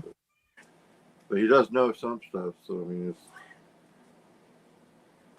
you gonna keep this up all night? I'm gonna say hi to. We got Mr. Smith saying, "Hmm." Yeah, I don't know who Mr. Smith is. I don't either, but thanks for jumping in here, Mr. Smith. We appreciate it. No, yeah, that's cool. There's different ways to keep up with those things. I know we were talking about kind of thrifting a little bit more. Kind of watching what you're buying, bringing it into the collection. Do you have anything in your collection right now that you consider like a top item that you're like, okay, if the ship is going down, and I Um, go if I can only grab a couple things, these would be the couple things out of my movie collection that I would grab. yeah, I've got a thing that I ordered accidentally. Um, but it was a pack of all the uh, Marvel movies, Blu-rays for the whole uh, saga thing. Right. So that'd be definitely one thing I would grab. Okay. Um, I don't know. course, Star Wars, stuff like that. But nothing really sticks out to me that much right now. No, that's good. Um, how do you feel you are in your collection of watching what you actually have in the collection? And it's not a judgment because I am way behind of what I've brought in and what I've watched. Right. But do you feel like you're in a good spot of watched versus unwatched of what you've purchased Well, I and have on definitely your need to shelf? improve on that. But the Yeah. one problem that I have is that if, um, like this movie, for example, I've got a DVD copy of it, Mm-hmm. but the Blu-ray copy I had was stolen, way back when. So Hmm. I haven't replaced it yet. So I'm in thoughts of my mind. Well, this movie going to go to 4K. If it's going to go 4K, then why would I want to buy it? Right. Again or whatever. I'd be kind of surprised if this one doesn't get one at some point. Just Yeah, with it's a really good movie, and yeah, they have a lot of big names in the cast right. for it. I'd be surprised, but I guess I don't know. Um, well, we were talking about TV series not too long ago. Do you have any that you're following or have followed that you think should get a little more attention that maybe are not? Yeah, well, there's 6 Feet Under Oh, okay. is is one that I would recommend off the top of my head. Um, and if you've never seen um, those two guys, there's and Valerie might type it in the chat faster than I can look it up. But um, the one the two main stars that were in 6 Feet Under Yeah. both have had great careers. And Oh, yeah. The one went on to Dexter, right? yeah, so the Yeah. one guy's in uh, Michael C. Hall. Yeah, yeah. That was the Dexter, right? Yeah, so he's Dexter, and he's coming back for another Dexter. It's supposed to be like another spinoff or another restart of the series or something. He came back again. He, he came back again, but he's going to be coming back yet again. Again. Yeah. Um, but then the other guy that I really like, uh, Peter Krause, Yeah. uh, he was on Sports Night before doing that. Um, before doing 6 Feet Under, he's on 911, which is the Oh, fire sure. department Yeah. show. He had a couple shows that, um, oh, Parenthood. Oh, That was a yeah. good long running I show for forgot. him too. I forgot about that one. And also starred the coach guy, or who it was that played the coach character.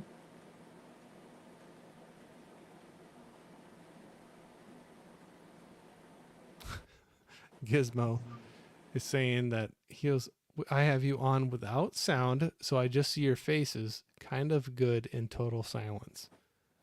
So you're saying I'm better when you can't hear me? I appreciate that, Gizmo. His NPR ratings are going to drop because of it. I right? Come on, that's I gotta lean into what's good for me, right? Apparently, my voice is better than my face, so you gotta hear my voice, right? We got Larry in here saying shout out to Richard Jenkins in Yeah. 6 Feet Under. It is just one of the best shows. I only saw like the first 2 seasons. I'll have to go back and see that. Well, you need to go back because he definitely Calming faces. he missed the Dwight. Um, I don't know his name. His character name was Dwight Schrute on The Office. Oh, I know you're talking about. Yeah, yeah. But he's in He's in one season of 6 Feet Under. Oh, is he? Yeah. Oh, I didn't know that. Apparently, that was not a season I saw, so I'll have to go back and see that. But you gotta love Gizmo. I have not taken the right drugs to listen to you the entire night, Corey, but I am supporting by watching. I Thank you, my, good sir. give you a heart, Gizmo. Yep. Yeah, give you the Uh, support. yeah, I can't do it. Mine doesn't do it no matter what. But Miss Caveman says, but Gizmo, you can't get the full NPR experience without the sound, right? Come on, come on. I'm just working on sound effects, so I need silence. But I hear you, Miss Caveman. Yep. Well, Gizmo, we appreciate you jumping in here. So, um, let me take a look here. I had just jotted down a few things, but I know I've asked this to people before. But if you had, we'll open it up: actor, actress, or director, dead or alive. Do you have one that you would, if you could choose somebody to sit down and have a meal with and talk and ask whatever questions you want to? Do you have somebody you would throw out there? And it can be a couple, and it doesn't have to be your top one ever, but just somebody you think would be interesting to have a sit down and have a conversation with. It's gonna sound really weird, but I'd say Cary Grant or Jimmy Stewart. Oh no, that's not weird at all. Yeah. What makes you throw? I mean, both are icons And and then, have a lot of Dean great Martin movies. basically for the same reasons for Cary Grant. Yeah. I think Dean Martin. What draws you to them? Movies or their persona or what? Dean Martin is his persona, or what I Yeah. kind of felt like his persona was. That he was a man's man who was like, something like you would want to aspire to be, is, you're being a man. Um, No, for sure. And the others just like movies and the roles that they played. yeah, and Cary Grant was being, I guess, just get to kind of get the inside or the backstory of like what made him tick, because I feel like we got to see a little bit of what made Dean Martin tick, Yeah. from what he, was able to be seen in the public. Yeah. But I don't think anybody really saw anything um, about Cary Grant. Yeah. Although I did watch something. Um, Speaking of Cary Grant, that you may actually find interesting, Okay. You um, got. if you are interested in Cary Grant. Oh yeah. No, I like him. Yeah. Um,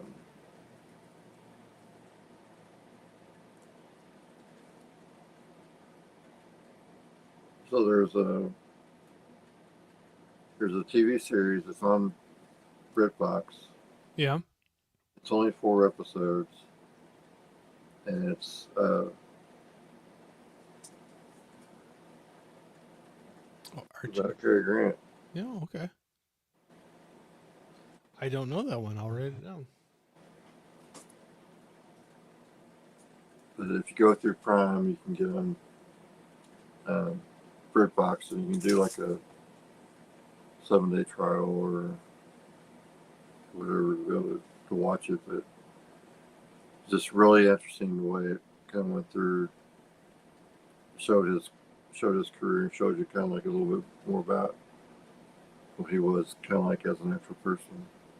Nah, he's definitely one that I like watching. He's a cool guy in his roles that Yeah, he's played. and then So, there's some of the love story that comes out about his love story. So oh, I'll have to look at that. Other actresses or mhm. okay, I'll have to check that one out. No, he's definitely. I like him. There's definitely quite a few movies that I enjoy watching that have him in there. But But I'd say, talking about good movies, the one you threw out for tonight is L.A. Confidential, and Yep. that's so one you threw out there. I said, oh, absolutely. I remember enjoying this one and wanted to go back to it. So what what drew you back to want to watch this again and talk about it? What about the movie? Just it doesn't really get really recognized very much or really talked about very much. Yeah. It was done, I think probably the '90s was probably like one of the greatest decades for movies. Second only to like the '80s, I would say. But that could just be my age or my nostalgia for it too. I don't know. Yeah. So is this one that you remember seeing in a theater, or is it one you rented when it came out? Oh, I probably watched this. Probably rented this on VHS or something. Yeah. I have a dual deck VCR that was made by a company called Go Video, Okay. and you could uh, it would remove the color guard protection that was on the tapes, so I could go and excuse me, like on a slow night, like on a Tuesday night at a rental store, they would rent movies for like 99 cents, Yeah. and have to be back the next day. So I was working, and I wouldn't be able to really watch them, so I go and I rent four of them, go back to the house, and I would copy them, put Oh, sure. two tapes, two movies on one tape, or depending on how much I wanted the quality of the resolution to remain. Because if you extended the timeout, it made it uh, a lot grainier, a lot more of a soapy kind of a picture. Yeah. So you ran out to that then, but what And about the movie? I would return them, and then we'd watch them over the weekend. Yeah, yeah. We watched them on the weekend, but so that's probably what happened with this movie too. Okay. So what about it in particular that was the initial draw? The big names in the movie, the story, the action. What is it that wants you to come back and watch this again? Uh, it seems like it's like a Mulholland Falls movie done right. Okay. Um, I mean, I know Mulholland Falls is a completely different movie, but they're same kind of time frame, same kind of dynamic in the background of what the characters are dealing with. Um, but I think LA Confidential does a much superior job of you know not only I mean they lay out the stories for they tell you the story through three different characters,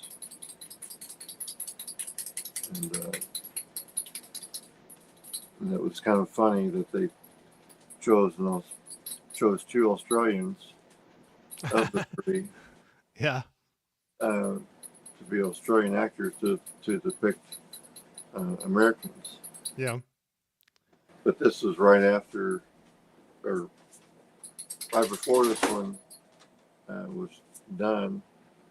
Um, um, oh,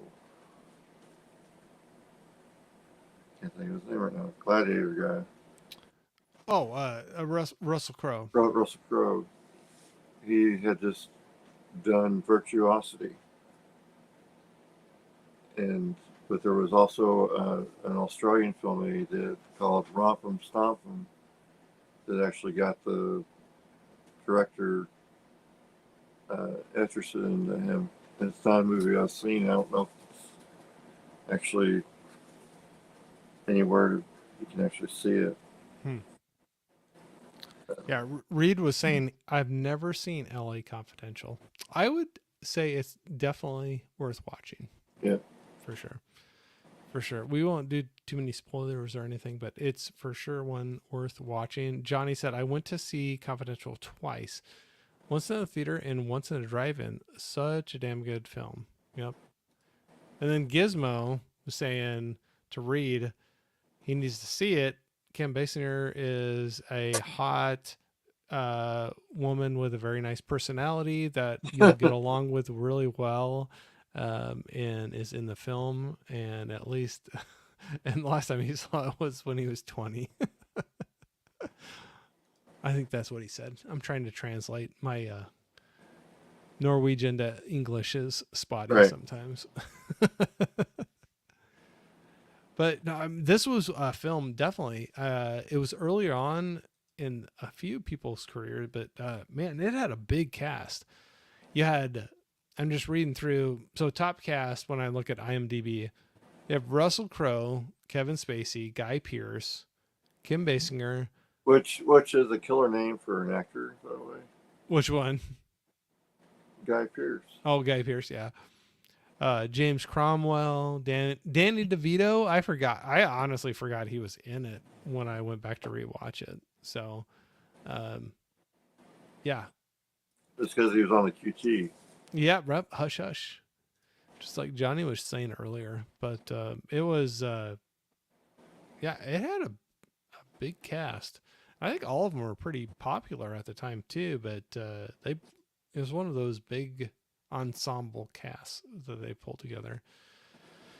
Pop culture, how's it going? Saying just watched LA Confidential 2 days ago, loved it. Russell Crowe is my favorite actor. Seen it many times. It's definitely one you can rewatch. Yeah.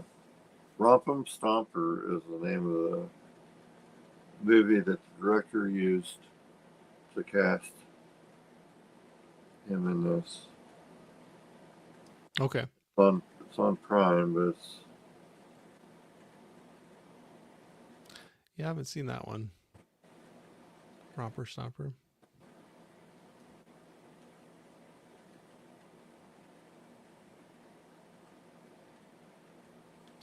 So it was funny. I was watching this. I was finishing it up at the end of the day today. My daughter came home and walked in, and she's like, "Oh, you're watching an old movie," and I'm like, "Well, I mean, yes, you might consider it old, but then also on top of that, it's based, in an older time frame as well." I thought they uh, did a really good job with the aesthetic. Like the cars, the the the wardrobe, the everything that kind of went along with it. I don't know if mm-hmm. that pulled you in. Do you like that when they kind of drop into those older time frames, or was that not a big deal for you? No, I mean I enjoy it, but I think they did a good job of um, setting you up, giving you a period piece without making it um, not like it could be a period piece, but it could be a period in any period of time. It's not Yeah, like yeah, it's totally, only happens at this time because of an eclipse that happened, 200 miles away. yeah. And we don't have to go like really deep into spoilers, but the one thing that really gripped me with this, I thought it was really good writing, a good script with it, where there They won was, best screenplay. yeah, yeah. So I mean, yeah, not that it matters if I agree or not, but yeah, I definitely Yeah. agree, um, because it had, I mean, to me, it was a really good story. It pulled me into it, even rewatching it, and it had some twists and turns to it, and I think they had a lot of big names in there, characters Right. that they let them, you got to know them, and they grew, and some of them grew and changed from where they started at the beginning of the film. Yeah. If I can be really vague. Well, another thing to note too is that this is basically like Guy Pearce had done a bunch of movies and TV in Australia, of course, Yeah. but this is like his first really U.S. breakout kind of performance role. And I thought he did a great job. It was funny though watching that again, and I know I probably look way older than what I did at whatever time that movie came out, 99 or whatever. Uh, but man, looking at that, I think in particular Russell Crowe, Guy Pearce, Kim Basinger always looks good. She always looks young, Yeah, I think. But so not necessarily her, but those two guys, man, I watched that and I'm like, man, they look like such and they young said guys. they said I don't know if you knew this or not, but she was actually pregnant when they Oh, were was she at the time? when they first started filming. She was pregnant, and then I guess she had a baby while they were filming, Oh, I didn't know and that. finished filming it. Yeah, there's a lot of them you haven't seen much from in a long time. Yeah, Okay, so out of that big cast, I'm gonna put you on the spot. So I'm just gonna name off a few of them. So Russell Crowe, Guy Pearce, Kevin Spacey, Kim Basinger, James Cromwell, Danny DeVito. We'll stop there. If you could pick somebody that you could have out in a new movie, it could be anything you want. Say it's the perfect movie for you. Are there any of those that you would love to see their face pop up on the big screen again? I don't know. I know it's a tough one, right? Yeah, I mean That's okay. this movie isn't necessarily filled with like my favorite um, cast members. I mean, it's actors, I guess. It's not like my uh, they're not my top 10 actors, Okay, no, that's fair enough. Fair enough. Yeah. which I think is another testament to the film that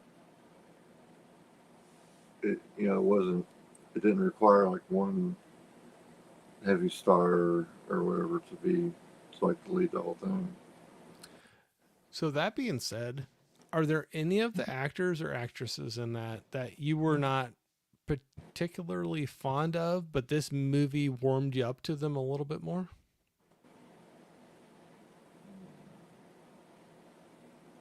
Not that I can think of. Okay, no, that's good. Yeah, no, that's fine. Yeah, I'm trying to think too what how I'd answer that, but it was a different role for a few of them. But I'd say for all of them, it was interesting to watch the movie, and I'd say the core group see how their motivations and actions changed throughout the movie, and a lot of them for the better. Right. Yeah, so it's kind of a And I don't want to give it away, but I want to just mention one thing that I think that um, was really clever. It was the last. Uh, it was the last conversation between Spacey and um, James Cromwell character. mm-hmm. So you should know what that is, but don't say it. Oh yeah, yeah, yeah. But And then it ties into Guy Pearce and him too, right? oh yeah, no, yeah, but when trying he to, he has a very I don't clever. know, I don't know if they, He uh, drops an Easter egg. yeah, I don't know if they, intentionally, um, if it's just maybe I should talk to you about that offline. Okay, yeah, no, that's fine. So write down on your notepad. We'll talk about this offline. But Talk about it offline. uh, But it was there just is some the clever way. writing though, I would say, that where Yeah, you're like, "Oh, that was a nice they yeah." yeah, yeah. It was So kind of a go message ahead. in a bottle kind of a thing. Yes, absolutely. No, I know what you're talking about for sure. And it was good cuz when it happens, I think if you're paying attention, you're watching it, and that when that happens, you're like, "Oh." I see what you did there, Right, kind of a right. thing.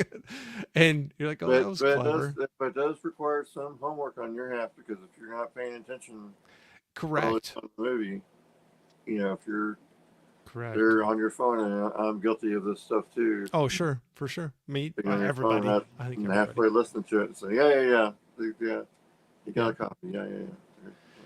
Oh, Yeah. So yeah, that's all I put poison. I Yeah, think I know exactly what you're talking about, and I completely forgot about it. But when I rewatched it, I was sitting there and I was like, oh, you have that like, right. oh, I see what you did right there. and but And that's fun. it's It's clever yeah, writing though. It's not like it heavy is. handed with it, but it's interesting. And if you're watching the movie, you have that reward moment of like, oh, I know what you did right there, and so for sure. And I wish I was smart enough to look up the Veronica Lake movie that was on Oh, okay. in the I'm glad you background. brought that up. I'm glad you brought that up. So when I saw this in the theater, I remember seeing it in the theater. I had no, and I'll admit right now, and people could be like, "Oh, you hate movies or whatever." Um, I com, uh, I did not know who Veronica Lake was at the time when this movie came out. I didn't either. I had no clue. Uh, I I'll, still I'll know very little about her. I'll admit I did not know anything. I that went way over my head. But since that time, I've bought some movies that I've really enjoyed with her in them, and I completely forgot that.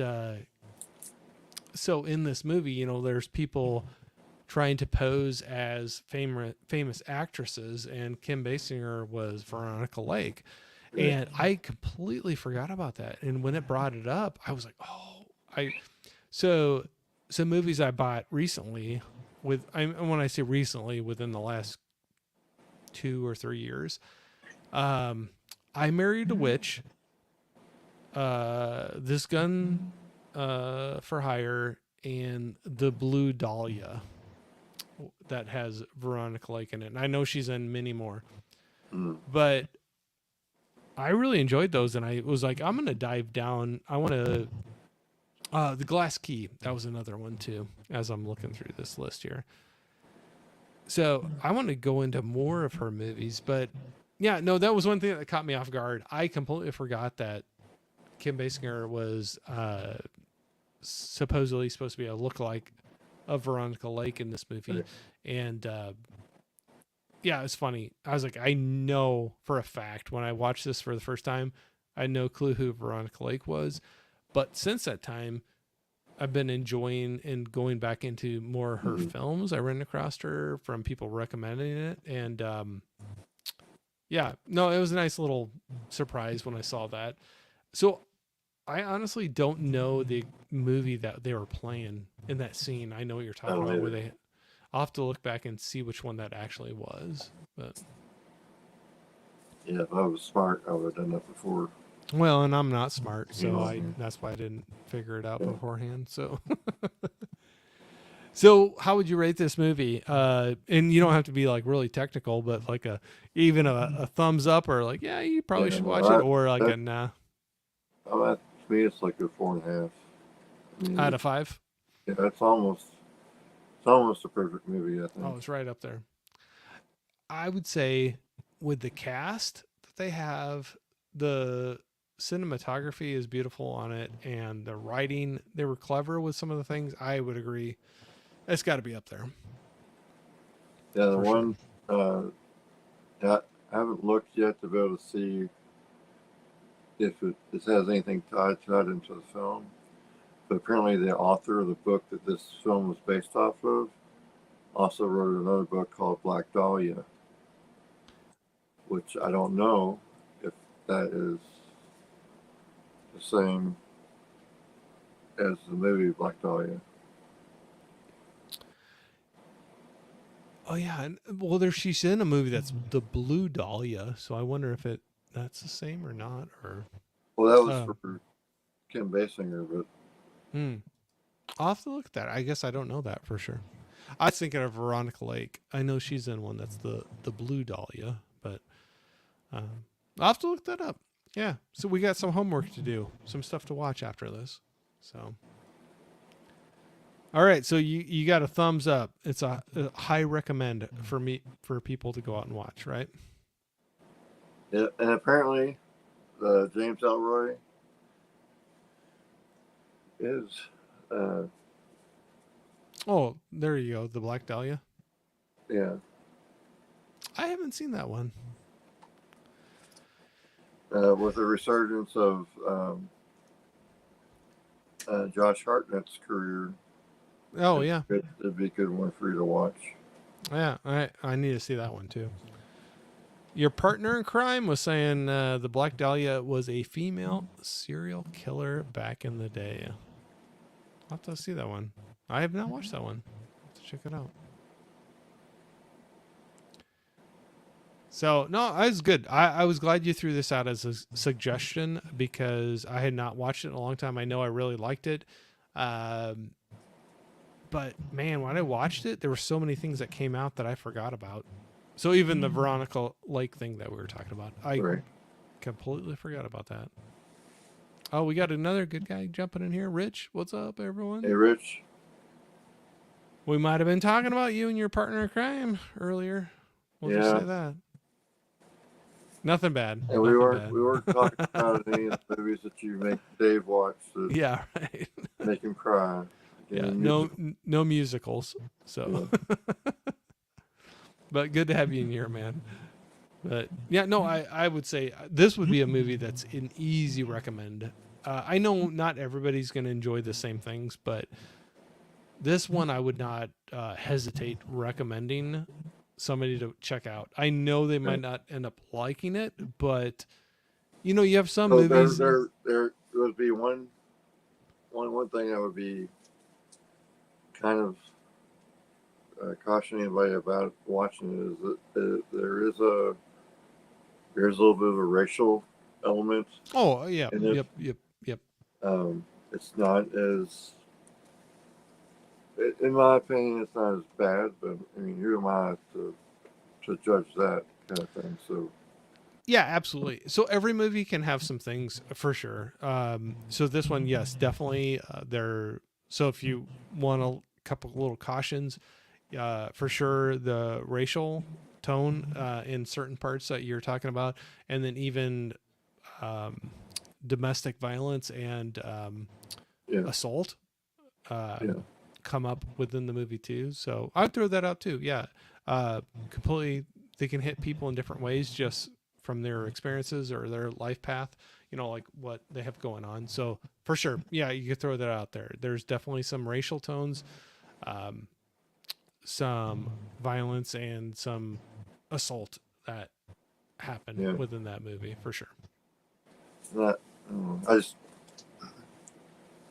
I hate being ignorant uh, towards stuff like that because I wouldn't. I guess we forget, what it means to just be able to be you and not have any other judgment or anything, put onto yourself or anything. Yeah. Yeah, no. Yeah, you always can throw that out there. Yeah, that's the hard thing. That's all. That's always the hard thing about recommending movies because there always could be something that hits somebody differently than the person next to them watching it for sure. So, Reed was saying, "Got to be a 4K coming out soon, right? I'll check it out then, unless it's streaming somewhere." It's not anymore. It was when we first started talking about it, but it is on Plex. But you have to pay for that? No. Oh, really? Free. Okay. I happen to have the digital copy of it already anyway, so that's what I rewatched it on. So yes, I buy digital at times. Because sometimes there's just some really good deals on, and you're like, oh, I can get that for $2 or $3, and so yeah, that's how I hit that one. But yeah, check it out if you can. Definitely, if you can do it in a way that you don't have to spend any money to make sure you like it or not. But right. it's man, with some of the 4Ks that have been released of some of the titles, this one would surprise me if it doesn't get one. Because I mean, the names, the awards, the story, the writing. Yeah, it'd be hard to see this one not get one at some point. Now, one thing you threw out before, do you think anything, we don't, I don't want to go in a rabbit hole of why or what, but Well, this is a Touchstone film. yep. So do you think So, right off the bat would just make it where maybe it's not going to happen? I don't know, I guess it depends on what the mouse wants. Yeah, right. Um, I don't know. I'm hoping that the Sony deal that they worked out will mean that other people, other than Right. people that are making decisions that don't really know anything about the decisions that they're making, like the ones that are actually choosing which releases are being, um, you know, done up in 4K. Right.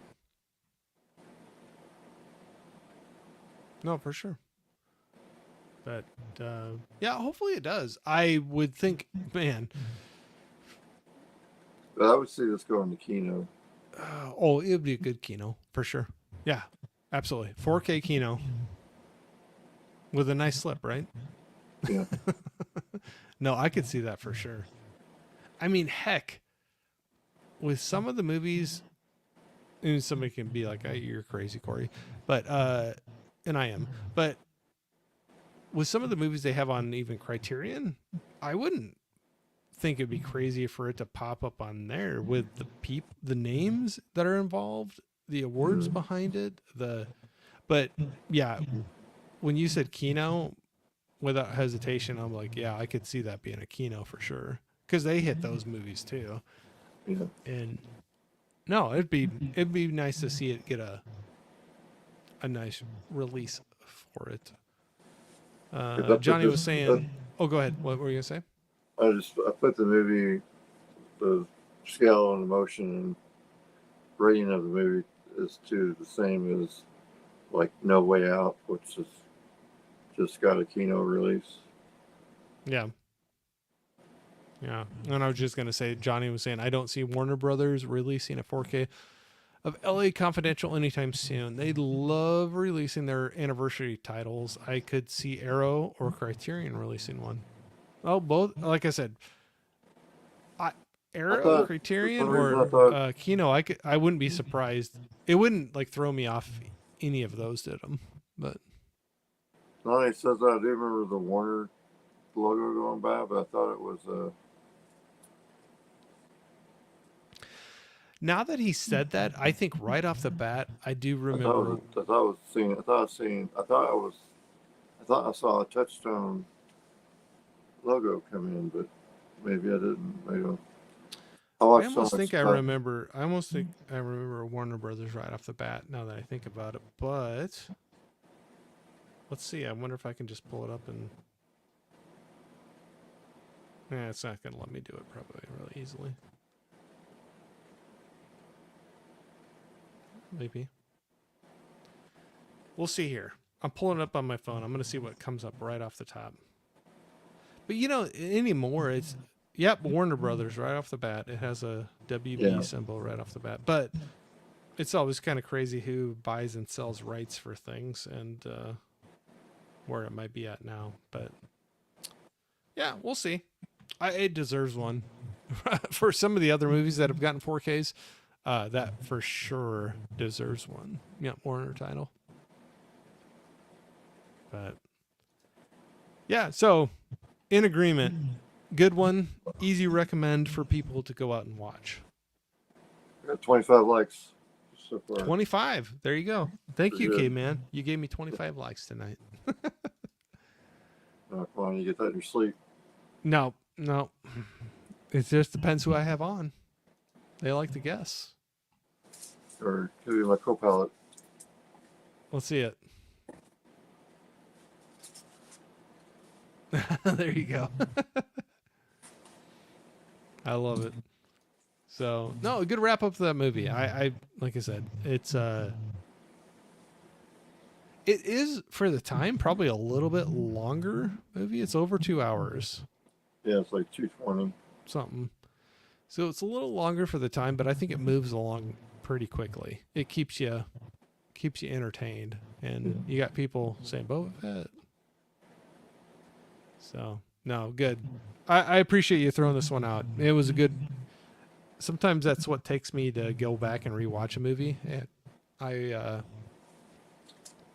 was time well spent. I was glad And I to don't do know it. why, but the other movie I was talking about too, watching with you too, was another Kevin Spacey movie. I like. I'm Was that the which glad one was that Kevin one? Spacey got out of trouble. I think he got out of trouble, but he's still kind of paying for it, I guess. Yeah. Um, but I just it was this one, and it was also Midnight in the Garden of Good and Evil. Yeah, that was what it was. Yep. That one I need to go back and watch again too. But for some reason, when you threw those out, LA Confidential, I remember. Not saying the other one was bad, but I just remember really liking it, and it'd been a really long time since I'd seen it, and so I like, oh, let's go back and see that. And like Johnny was saying here, it doesn't feel like a 2 hour plus movie. It doesn't to me. But. So, okay, we got through the movie. I think that went really well. What do you? I know I've talked about it a little bit earlier, but do you have anything you want to throw out that anything you're working on, things you might have rolling out, or are you just hanging as it is, which is fine either way. I just didn't know if there's anything you want to just kind of talk about or put out there that you're doing or thinking about doing. Hanging out and just I got a lot of stuff I need to do around here. But Oh, sure. Well, you got your car you got to fix up too, right? Yeah. But there is, if anyone wants to see that car, it's in videos. Um, like when I show our horses, or Valerie's horses.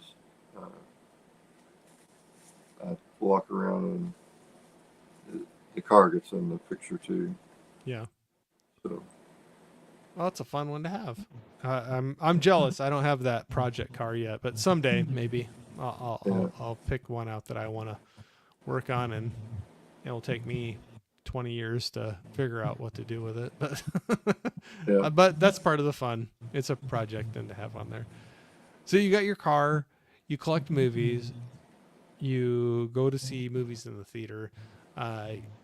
If you're not watching a movie, what's something you and Miss Caveman do for fun other than those things that you like to hang out, you enjoy together that you can share with people on live stream?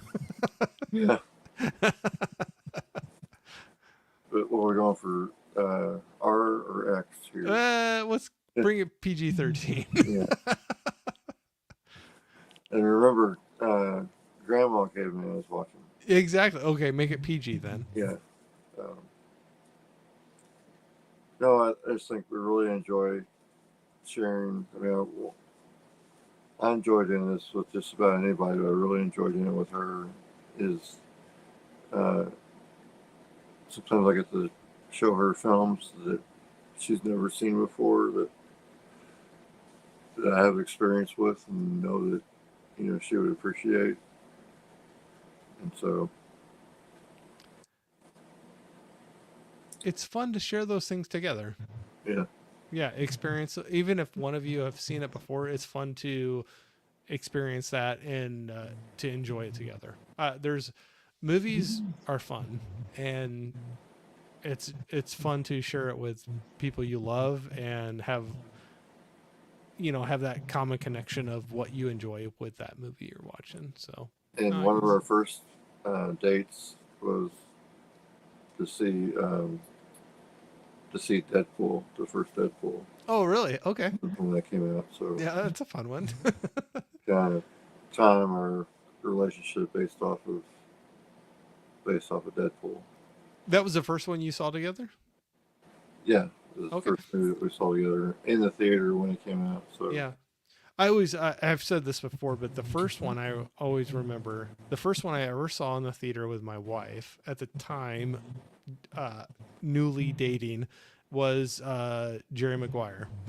Yeah, So no, it's fun to remember that because I have so many great memories tied to movies I've watched or even songs. Like you can watch a movie or hear music and be back at that place, and you could see Deadpool and be like, "Oh, me and Miss yeah, Caveman, I remember amazing. I going and mean, watching that what's with her." amazing to me is that I don't know, I guess it's endorphins or some technical jargon for it or whatever, but you can sometimes by watching the film, it can take you back to the time, and you can almost feel you can almost like feel like the climate of the time that you were there and you were experiencing it. It's just I agree, completely.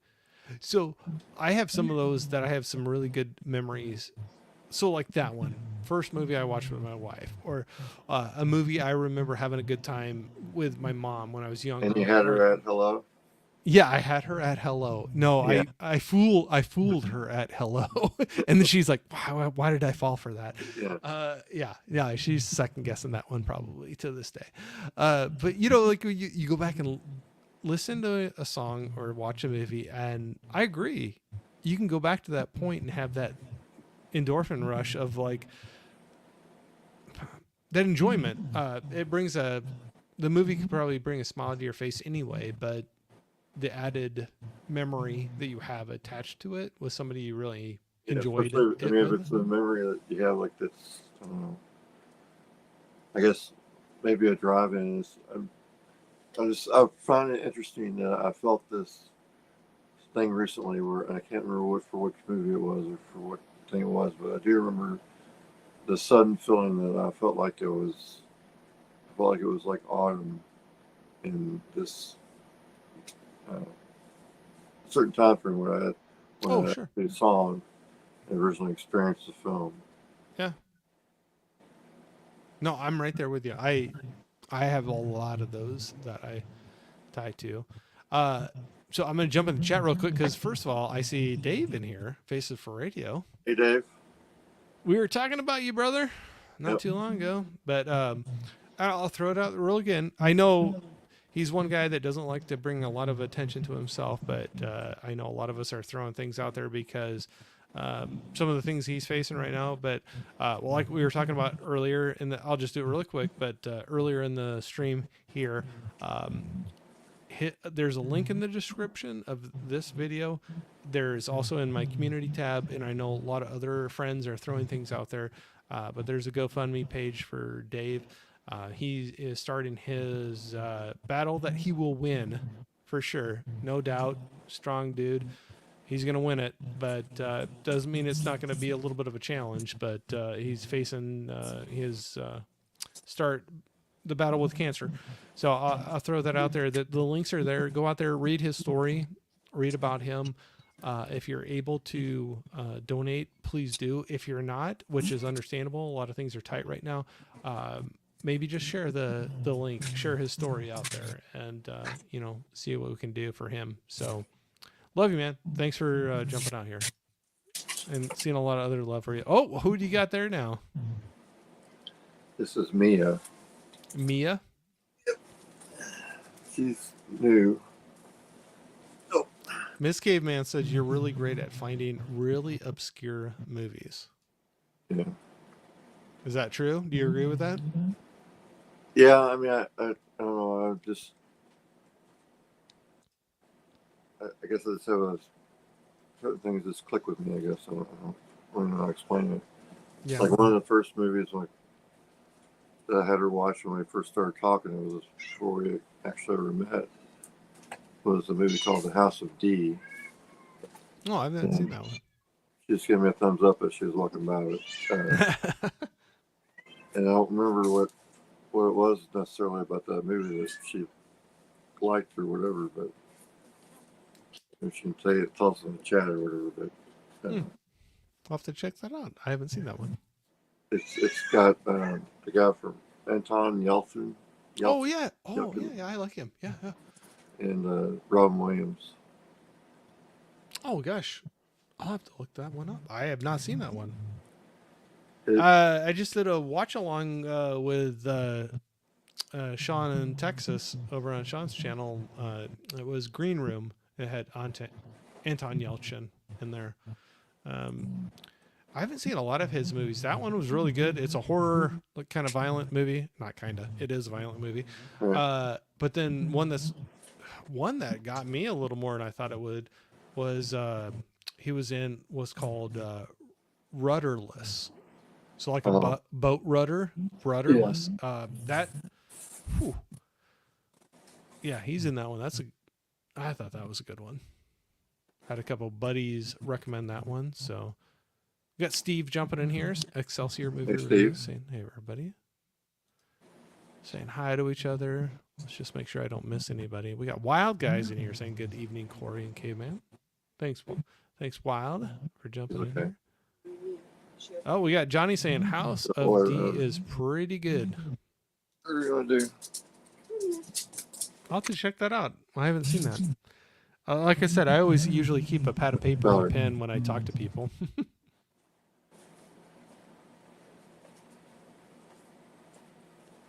Reed was saying he always remembers Anton in Alpha Dog. Yeah. I haven't seen that one. So no, cool. So I know you said you've been digging, kind of getting into. I'm not saying just, but I mean it sounds like you have in the past as well. But animated movies, is there a certain style or any series or anything that you're like, man, I wish people knew? This is one I'm going to shout out to people, recommend people to go out and see.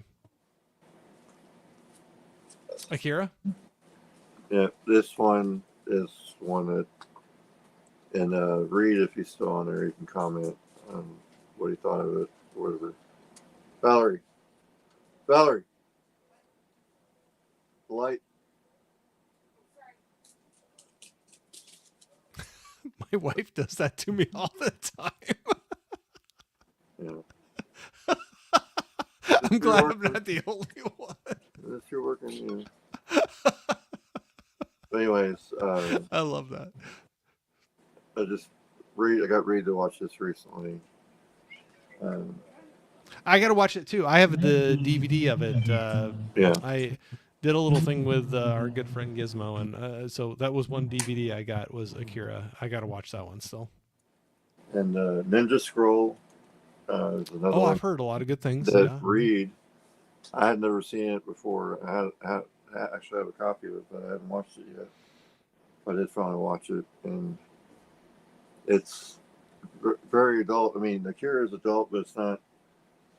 The other one's more, it even has like sex scenes and stuff in it too. So you got some naughty anime there, right? No, just kidding. Yeah. Well, that's what's different with some of those, or it's I think it threw some people off, and maybe me even at first too, where there's animated or animes that they're definitely adult oriented, whether it's the violence or other things going on with them. But and I'm a big fan of. Oh, is that Mask of the Phantasm? Yeah, the style. I like that steelbook. That looks nice.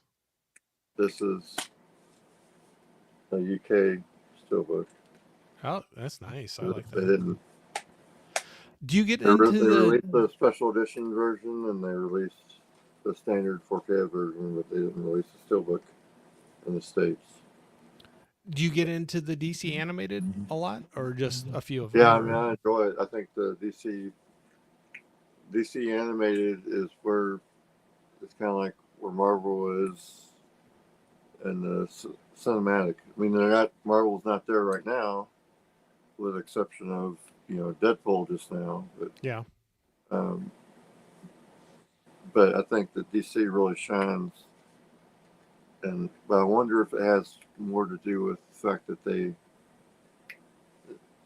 like this series, or not this, but latest series of movies that just came out was like took place like over 13 films. Yeah. But there's not, and if you go back and you watch them, you can kind of see the linkage, how everything links together. But it's not. No one story in there is completely dependent upon you seeing the story before it. Oh, that's nice. Yeah, you can just jump Which in was, wherever. yeah. Yeah, no, I appreciate that 100%. So definitely, you apparently like Mask of the Phantasm. You had that steelbook there. Is there any? When I watched that, that's when I had reached out to Reed, and we were going to try to do a thing. And it's also where the Saturday funnies Yeah. idea kind of came from. Um, So what I was going to hit on there is, so you obviously like that one. Are there any others within that DC animated universe uh, that you recommend or that you really like? yeah, I mean, I like there's one that is called The Killing Joke, Oh, which okay. Yeah, yeah. it's a rated R Yeah. animated movie, and they do some of the ones they do. They do a really good job, and I'm not sure. I'm kind of go back and forth on whether or not 4K and animation is necessary. Yeah. I mean, it does a good job, I think, with the blacks Oh, uh, yeah. better in It 4K. it looks good, but I know what you're saying. Where is Blu-ray good enough if there's a big price difference between the two? And yeah, I could see that. We made Prince happy. He goes anime. What? Yeah, I know he loves that. We got Reed in here saying Ninja Scroll. I've heard you guys talk about that before. I think on one of your something geeky, but yeah. Prince was saying Corey Cyberpunk Edge Runners is good. I recommend that. I'm I'll not, write it down. I don't I'm know not that one. familiar with that. I write slow, so I gotta take a second. Okay.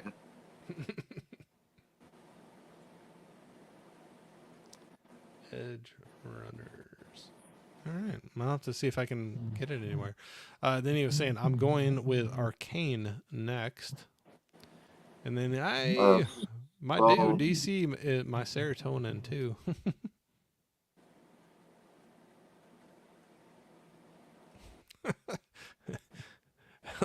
Yeah, hello from the UK. Hello to you too. I appreciate you jumping in here. hey,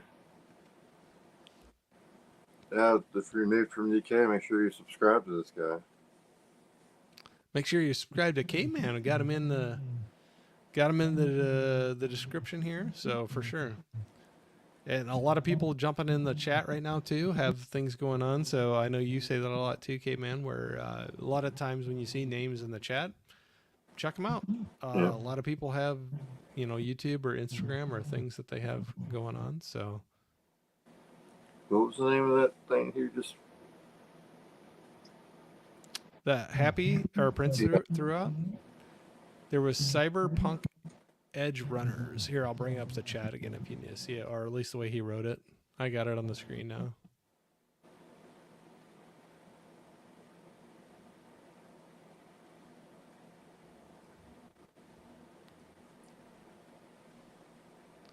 Oh, it's Netflix.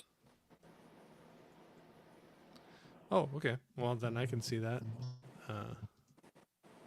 I've not seen And that it's one. 10 episodes.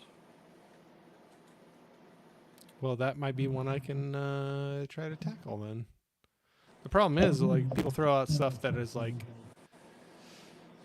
uh, 10 seasons and 20 episodes a piece, and each Yeah. one's an hour a piece, and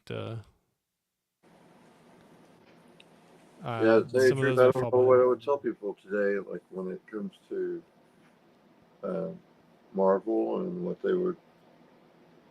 I mean, since we all lived it and we kind of experienced it as it kind of unfolded, it was kind of really spectacular and everything for its time.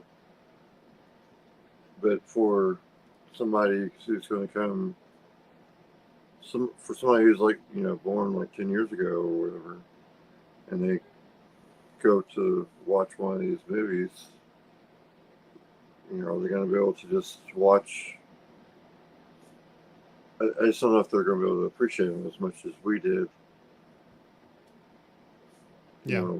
The way that, and that was mainly because of the delivery method of how it was staged over a period of time, and only certain nuggets of each film were tied together. But Right. Laren was thrown out. He goes, "Did we discuss Curtis Hanson yet?" And no, we have not mentioned him, but I believe he is the director of LA Confidential that we're talking about. So I'm not going to pretend to know a lot about him, but I believe he's the director of the movie, and I'll just say that I think he did a great job with LA Confidential. yeah, I really think so. there's actually an interview with him on YouTube.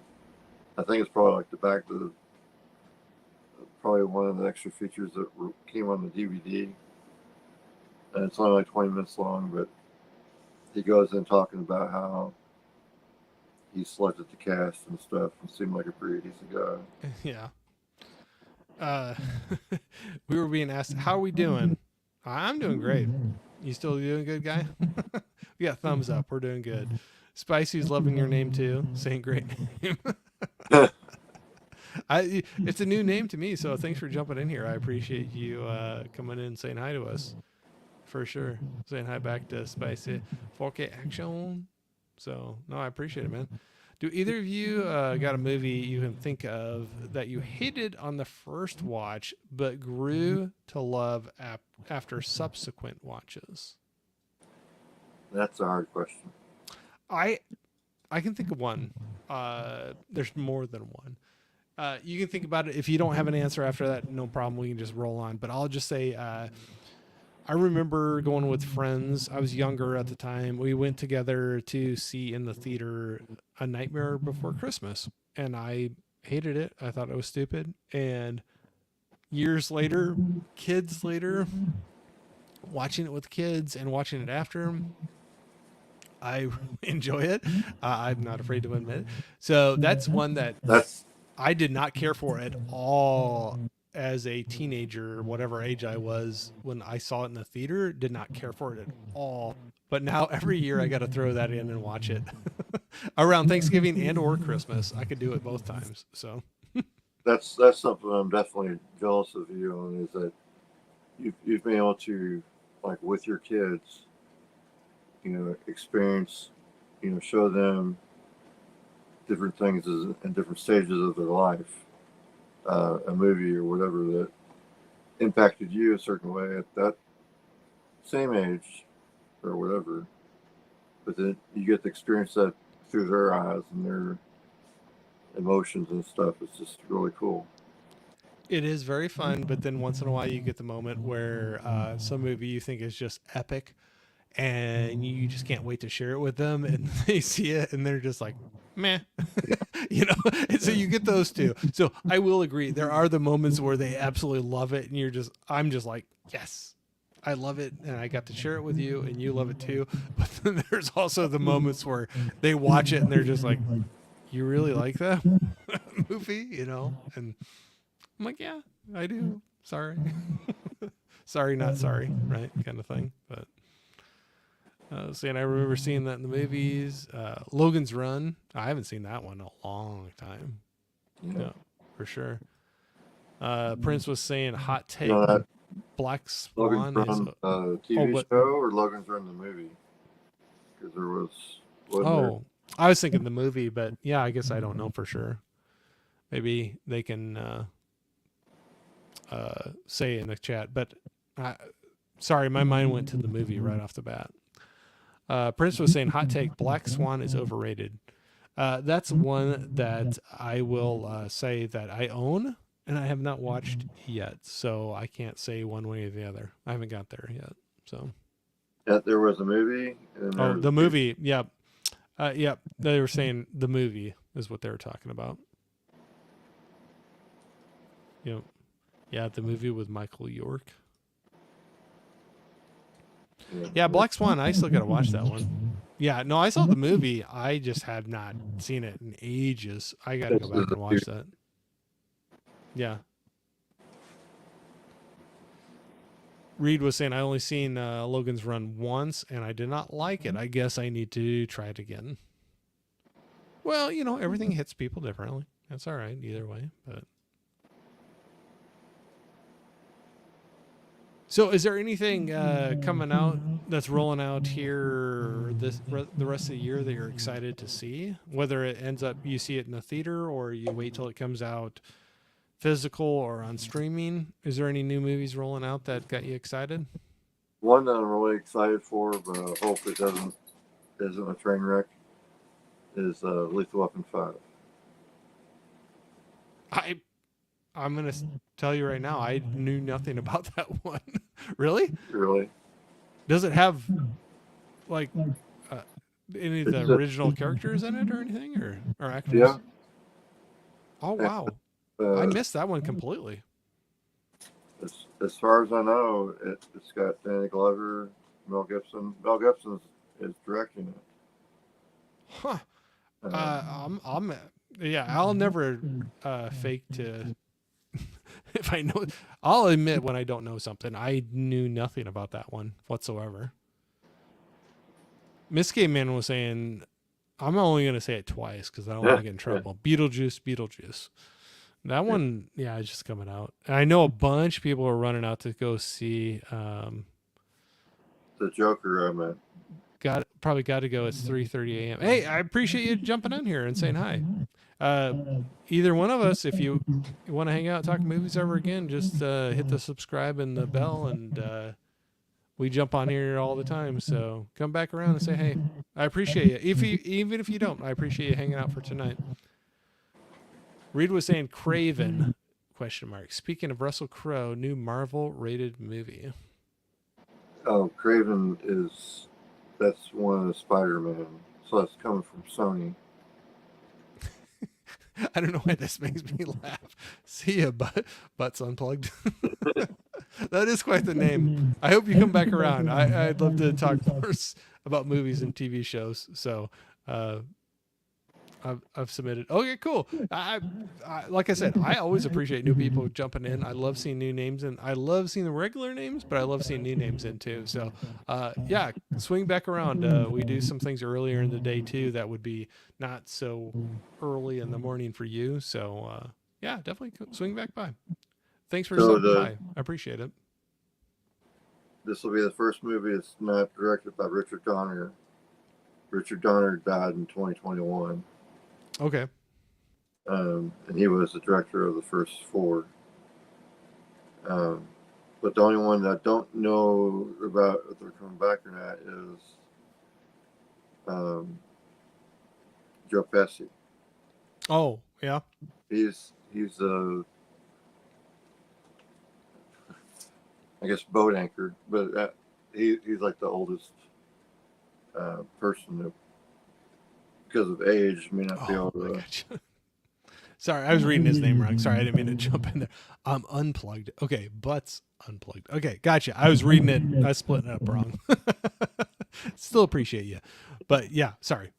Joe Pesci, you don't know if he'd be back around for it? Yeah, I don't know. They don't have any. I wonder about Rene Russo. Yeah, and also Chris Rock. Yeah. Well, heck, you could even bring Jet Li, couldn't you, back into it? And yeah, unless they killed him off. I don't remember. I can't remember it either. Oh man, that's a good point. I can't remember. Killed him. Did they? I can't remember. Man, that's been a long time since okay. I know I've seen all of them. The first two probably were top on my nostalgia list that I really enjoy, but even those have been double-digit years since I've seen them. I got to go back and watch those. Those are fun ones though too. Yeah. My ranking goes 2, 1, 4, 3. Oh, you like the second one over the first one? See, man, it's been so long since I've seen them. I can't argue because I remember I liked the first two a lot. So no doubt those first two are in my top two, but I'd have to go back and watch them again to. If they're going to bring back dead people, they have to have an opportunity to bring back Gary Busey. Yeah. Do you remember Gary Busey being in that movie? Oh yeah, yep. Because just for me or whatever, I just forget about it sometimes. Oh yeah, I can't remember. Was it It's Mr. not. White or It's what not was like his name Blade. in it? He had a weird name in it, didn't he? I'm blanking on it. Gizmo was saying, "Think about it, Corey. We are still here watching you and Tex. You, me, and Caveman guy. No sound, but beautiful image. Mindy says hi.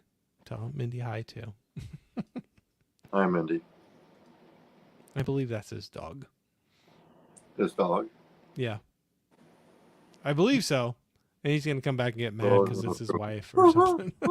But he's got a couple dogs running around there, I think. So, and a haha Gizmo. Yeah, I gotta watch those again. I have a collection of the first. I don't know if it's only three or if it's four. I gotta look at it again.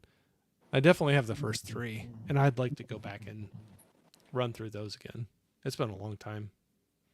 yeah. It makes it hard sometimes with so many new things coming out, and then we have streaming and like buying things and going to the theater. There's some old movies that we love and would like watching again, but that's all right. I have a dog too. I completely no, it happens at my house all the time.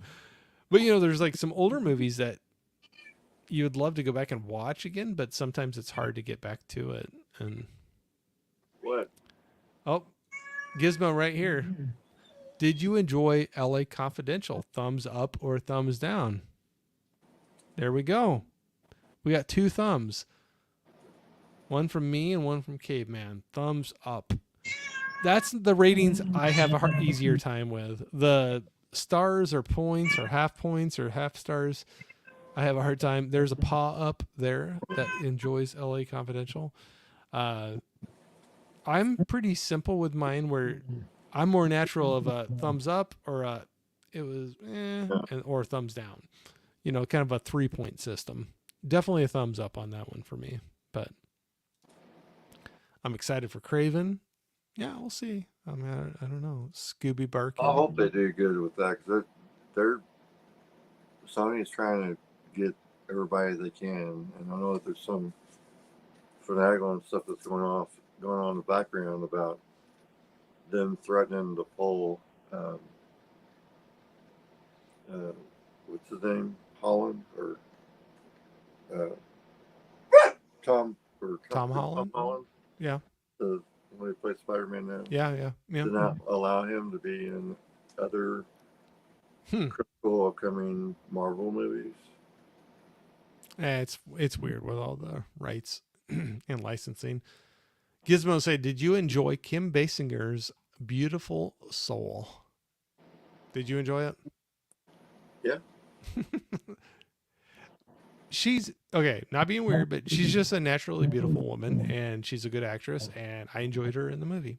And like I said earlier, I enjoyed going back and watching that now after I did not remember the whole her trying to look like Veronica Lake in this movie. And now after diving into Veronica Lake movies and enjoying her, it was kind of like a fun, I don't know, when I was watching it, I was like, oh, well, I know who that is now. And I'll admit, in 1999, I did not know who Veronica Lake was when I saw this movie in the theater. But so, yeah, no, I thought she did a good job with it. Do you have, I know you said, Alec Baldwin for a while. What's that? Wasn't she married to Alec Baldwin for a while? That sounds right. I guess I don't know for sure, but yeah, probably. What are you going to say? I was just going to say, I know you said there were some of these actors or actresses in this movie that were not your top of the list. Is there anybody that was at the top of your list? Like when you saw this roll out and saw some of the names in it, was there anybody that jumped out that you were like, oh yeah, that's one for me. I want to see it. I liked everybody in the okay at the time. I have issues with. I like Russell Crowe as an actor, but I do have an issue with him as a person because he broke up like Hollywood um, marriage, and marriage was probably already in the toilet. Uh, but he was part of the Meg Ryan and Dennis Quaid breaking up. Oh, Uh, yeah. he did a movie called Proof of Life with Meg Ryan, Okay. and then that's when their affair started. The only problem was she was still married to Dennis Quaid.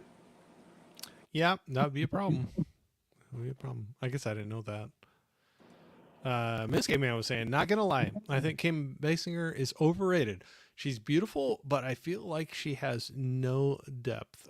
Yes, she was married to Alec Baldwin, so no, that's fair enough. Yeah, she hasn't been in anything for quite a while, has she? It's been a while, I think. And I think she's pretty much retired. Yeah, probably got enough money she can, but no, I thought this one overall, I thought this was a it was a good time. But what was the TV show you were saying?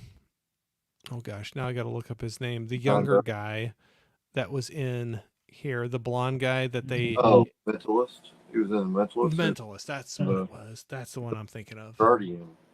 Yeah. Guardian is excellent, and it's got Dabney Coleman in it.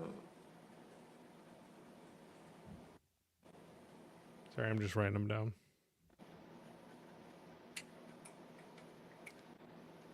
No, that's another one that at the time I had no idea who it was, but going back and watching it, I'm like, that guy is so familiar, and I couldn't think of where I was placing it. But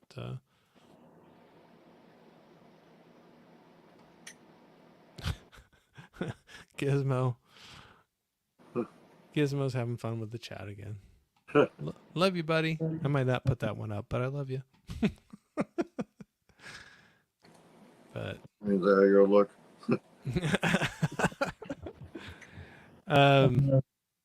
No, I'm kind of curious about some movies coming out too. One that's out right now is I know we're going off, or I'm going off track here, but Alien Romulus. I'm kind of curious to go back out and watch that one. But yeah, Reed, right there. Must be late in Norway. Actually, early. Let me look. I put a time clock here. I know you're not in Oslo, but in Oslo right now it says it is what, 7 hours ahead. So you're 4:41 or so, 4:40 in the morning. You need some sleep, man. I don't think Gizmo ever sleeps. Gizmo loved Alien Romulus. I kind of doubt that. I hope that, I don't know. Hopefully it's true, but usually newer movies don't go over really well with Gizmo. Right, Gizmo? And you can put a mean comment back to me saying how I'm wrong. But No, it has to be a mean comment. I work night because I have the kid at day. And you don't sleep ever. I don't know how you do it. I'm tired as I am. I don't sleep very much, but I know I sleep more than you do, man. So do you, where do I want to go with this? Are you still doing good? Hanging in there? Yeah, I'm fine. Okay, I mean, cool. If No, that's cool. if the chat's not off or whatever, like No, I think people are still going. We can wrap up whenever. I was just trying to look at if I wrote down a few different questions and they weren't like big deal things or anything, but we were talking about some TV shows. Do you have any right now you're currently running through, you and or Mrs. Gaiman? Well, we just watched Tulsa King again because the new season is Do you supposed like that? It's a good one. Yeah. Okay, I haven't seen that with Stallone. Yeah. Yeah. It's only 9 episodes, so if you get started on that, it wouldn't be too bad. Need to get back on The Boys and finish The Boys. But I've only seen the first season of that one. And then as far as cartoons go, there's a couple that are really good to watch right now. Um, two of them are on Prime. One is called Invincible. I've heard good things about that one. Yeah, The it, superhero yep, like type it's of yeah. I've heard very, really good very, things about that. I haven't seen very it. R-rated, very bloody. Yeah, Not R for sex or anything like that. Just R the for violence. violence and stuff. But Uh, I've heard good things about that. I have not yeah. seen that yet. And then they also did drop 10 episodes of the Cape Crusader, which is Okay. done in the same art style as like the '90s um, Batman, where they started off like using a black piece of paper instead of using a white piece of paper. Did you know that? And No. yeah, what the difference in those cartoons in like the '90s, the animated series, was that they started off with a black piece of paper instead of a white piece of paper. Huh. No, I didn't know that. That's interesting. Um, so the only one I can say that's kind of they did some gender swapping on the Cape Crusader. They made Oh, okay. the penguin a woman, Yeah. although they don't ever recall. I don't recall them ever calling her character the name that, but it's obviously that's who she is because of what's going on in the story in the background and Sure. the fact that they have penguins. Yeah. Um, but I don't understand the outrage for the gender swap. Yeah. Especially I understand if they didn't really like make a big deal of it As in long as the the story's good, I guess that doesn't bother me at all. But as long as they just have a good story, or like that doesn't bother me. What bothers me more is just if it's not going anywhere, or the writing's bad for it, or something like that. But and another great one that's on Max is um, Adventures of Superman. oh, I haven't seen Adventures of Superman. I haven't seen that one. Yeah, it's just completed its second season, so it's just like 20 episodes. It's animated. Yeah, Oh, I haven't seen and that it, one. it picks up. It doesn't like doesn't do like the origin story of Clark, but it's like the early days of when Clark is in uh, working for the Daily Planet and all that stuff, and I'll have to go how he check that knows out. Lois and all that stuff. Yeah, I'll have to check, And then check that out. I like one Superman a that lot. if you haven't watched it yet or not, but X-Men '97. I have not. I was a fan of the old X-Men when it was originally running in Right. the 90s. So, and I know they went that like a throwback to that, but I have not watched that new X-Men 97. Yeah, the only thing that really worries me about the X-Men '97 is that there's one character that we love that we named a dog after that died, Oh no. Spoiler alert. No. but he's still alive in the live action. There So you go. we'll see. So there's some universe they're still alive, but Our dog's um going to be ripping off a Doom mask in a little bit. there you go. Off topic. What do you do for a living, Corey? We'll talk offline. Maybe it's so scandalous I can't admit it on a live stream. No, I'm just kidding. It's boring, but I'll let you know later. Gizmo saying sleeping if them who want to live forever. I say it's better to be dead and cool than alive and uncool. No, I don't. I did not steal that from a movie. We all die young. Oh, there you go. Speaking the words there, Gizmo. I love the boys. Hilarious. I saw the first one. Like I said, I just have a weird thing. Even when I like a series, I kind of fall off from it. Well, that's For happened to us. I mean, we still have to watch.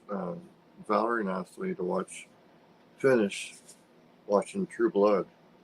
It's something that we started way back when we first started dating or whatever. We just kind of, I get into those ruts where I'll just get burnt out on something and I'll, you know, jump on to something else or whatever. Yeah. Yeah, for whatever reason, I fall away from some of the series and I end up watching movies more. And it's nothing against the series because there's some that I really like, but for whatever reason, I stopped going back. I stopped going back to them. And Reed was saying I've seen only the first episode of The Boys. I'm a little further than you, but I've only seen the first season, is what I'd say, of The Boys. But, Tell you what, Elizabeth Shue is really nice looking in the first season. who's that? Elizabeth Shue. Of The Boys? Yeah. She's in The Boys. Oh yeah. Okay, sorry, I completely forgot that she was kind of the boss lady, kind of whatever. You Yeah. know the. Yeah, yeah. Okay, yeah. I got you. Wow. I completely forgot that was her in there. But yeah, it's been a while since I've seen that because first season I watched that when it like was first rolling out, and that's probably been out a little longer than I think it has been at this point. But Reed was saying oh, I already saw. I read that one. Gizmo was saying it's too late for you, Corey, because you're old. Yes, I am. So you die old. Okay.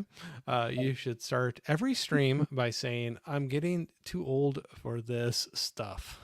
Yeah, I probably should. I could be like Danny Glover in Yeah. Lethal Weapon. Yeah. Miss Game was saying, I'm the opposite. I like to finish watching the series. Otherwise, I forget what happened. Old brain. No, I would too. For sure. I forget stuff too.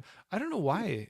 It's just a weird thing with me where I can start watching some and I like it even, but then I just don't go back to it and I end up watching a movie instead. I don't know. I'm weird. I admit to it. There you go. Reed was saying you doing a lunch stream tomorrow, Corey. Would you like me to, Reed? Reed, if you tell me you would like me to, I will do one tomorrow. This has been a busy week. I haven't thought that far ahead, but if somebody would be wanting me to do one, I will do one tomorrow, for sure. It was Mindy who said that, Corey, but she is in two old dudes. Oh, I don't know even what you're saying there, Gizmo, but I love you, man. So yeah, maybe tomorrow, Reed, if you want me to, I'll do one. I like people hanging out and Corey taking special requests. LOL. Yeah, no. Sometimes I start reading chats before I actually read them, and Gizmo Right. likes to have fun with me. So yeah, no, I was saying a lot of people were talking about the new Crow coming out. That's just coming out this week. Yeah. I had a lot of nostalgia for the first one. I remember seeing that in the theater like many times actually because that was the time before streaming where we'd have the first run movie theater, the nicer one that had the new movie in it, and then the second run theater that would get it after that, and it'd be cheaper to go see it. And I saw it quite a few times in the theater. So Actually, I remember we had 3 tiers uh, here in Louisville for a while. They had the first run, and then they had the second run, and then they had like what they call it, the dollar oh theater. yeah, we had that. So, but all those dollar theaters are all closed. Oh yeah, us too. And I miss it, but that's why I saw a bunch of movies like multiple times in the theater because of that. But I saw that's probably the second for the most times I've seen a movie in a theater on a big screen, whether it was a nice one or a bad one, whatever.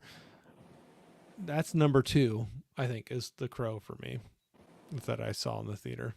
Number 1 was The Matrix. Yeah, the Matrix is, I love that. Yeah. But so anyway, I have nostalgia for The Crow. I hung out, went and saw that lots of times with friends. I I want to see the new one, and I want to stay open-minded, and I hope it does well. So we'll just say that. It makes me worried, but I hope it does well. I hope it's a good story. I'm worried about the Joker. Oh, yeah, yeah, yeah. No, I could see that one too. That one, yeah, I might hang back and watch some reviews about that. For not that I only watch things that certain people say are good or bad, but sometimes you can kind of get a little bit of a feeling when if a big group of people are like it's good or bad, you I don't know. I might hang back and hear some feedback before I go see that in the theater. Yeah. I mean, the only musical I can think of that I really liked, um, and it didn't feel like a musical. It was like one of those kind of like felt like it tricked me into it halfway through it. But Moulin Rouge, Oh yeah, yeah, I remember that. and McGregor, was it their McGregor and their dialogue, Nicole Kidman and their dialogue was verses of songs. yeah, yeah, yeah, So that part of it, I thought that was really clever, and I like that. But yeah. I kind of forgot about that one. It's been a while since I've seen that one too. I'd have to go back, but Reed was saying, of course, helps me get through my Friday morning slog. All right, I'm doing it because of you, Reed. No pressure, but you just got to hop out and say hi. You just got to put hi in the comment, but I'll do that. So that'll be probably 1 my time. That'll probably be like 11 your time. So come out there, say hi. And Gizmo throwing some fun stuff out there again. I'll be there. So Giz, what's that?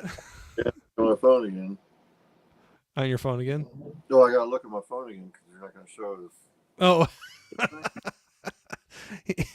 he knows. There's once in a while. Jeff was saying Friday lunch is always a nice break. I haven't put that. I'll post that. I haven't actually put it on YouTube yet. So that's my problem. If I wait too long, maybe nobody will show up. So I'll put that out there. We'll see if anybody shows up tomorrow. It'll be 1 p.m. Central Time. So 2 Eastern, and that would be what 11 Pacific. But we'll try to do that. Reed was saying, "What's the best movie you watched this year, whether new or first time watch?" Do you have anything that pops out? I got one that really pops out in my head, but you want me to go first or? Yeah, you go ahead. Okay. I'd say one that surprised me, that one that almost I didn't see in the theater. It had a very short run in the theater around me. I got to drive a little ways to get to a theater, and we're not in a big market, so certain movies just don't have a long run in the theater. And it was one I almost missed because there was like no publicity for it. But I heard a couple of YouTubers talking about it and they were talking praises about it. And I'm like, man, I should watch this. I looked it up on a Sunday night, and the very last night they were showing it in my theater was my theater. The theater that's close to me was the Monday, the next day. It was the last time they were showing it and they were pulling it from the theater. And I went in, I was absolutely the only person sitting in that theater too, because I'm a Monday late night in a small theater is not hot time anyway. But it was late night with the devil, and I had a lot of fun with it. Weird saying fun with it, but I enjoyed it a lot, and it was a smaller budget film, but I was glad I got to see it in the theater. And that was one I almost missed. I try to keep up with movies, but there's some that you can't keep up with everything. But like I said, I heard a couple of YouTubers that watched it and threw some good comments about it, and I'm like, oh, I should go see that, and I had a lot of fun with it. But is there anything, whether it was a first time watch or a rewatch or anything that you have enjoyed so far this year? One thing that I saw this year, it was last year, but The Creator, I really like that.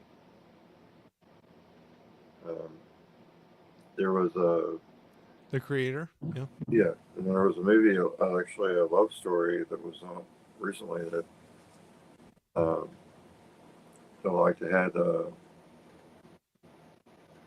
the girl from Devil Wears Prada. Oh yeah. Uh, Yeah, yeah. I'm blanking on the name. Kendrick, is it? Anna Kendrick. I don't think that's her, is it? But anyway, she was in this love story that film that was on Prime. It was pretty nice, or pretty good. It was like a May December romance um, movie. Hmm. Anne Hathaway? Anna Hathaway, yep. Yeah. I had to look it up. I couldn't remember. But huh. And you What have what was that one called? I've got to look up the name of it Okay. too.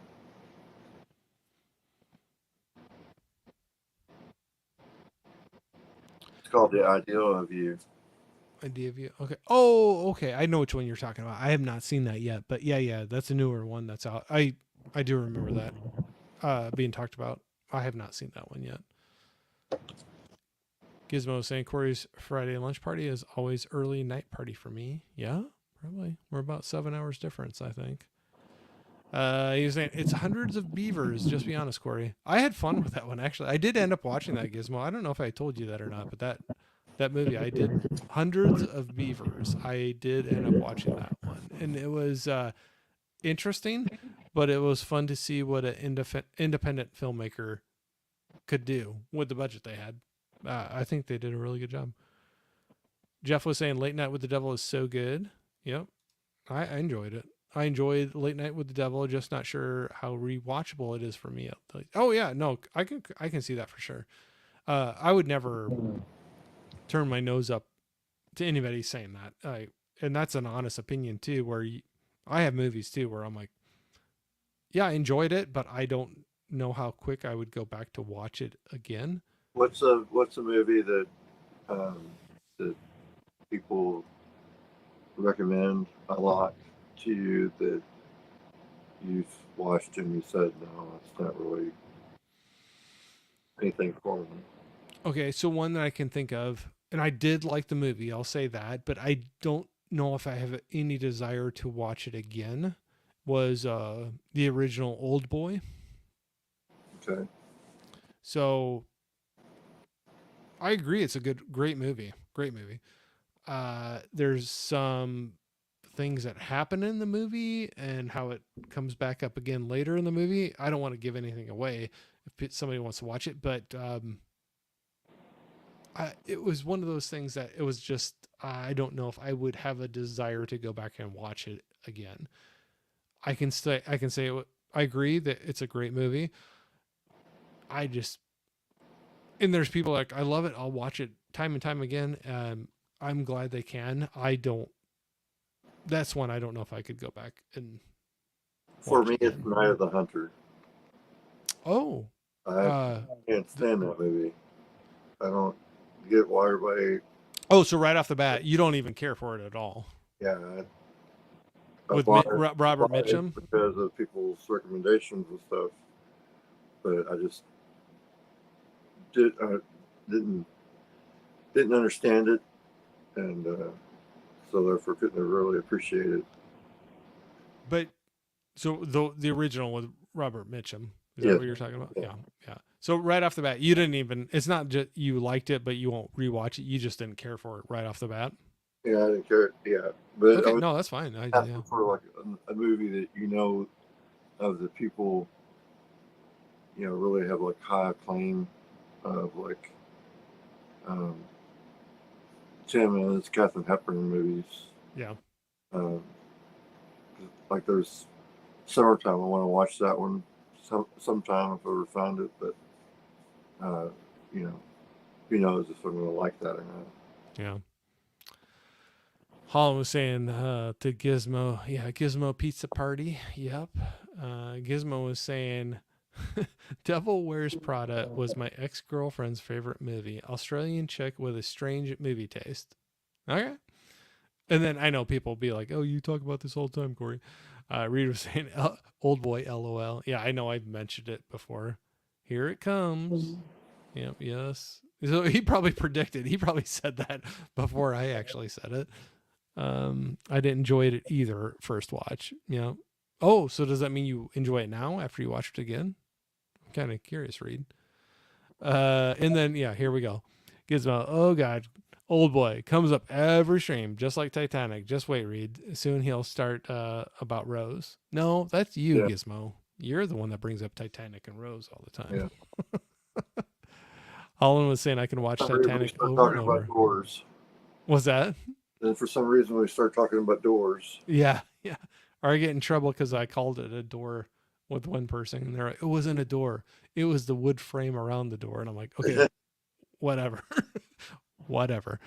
Um, yeah, Holland saying he can watch it over and over. He loves Rose. Gizmo's heart will go on. Yep. Rose is like a dead flower to me. Yeah.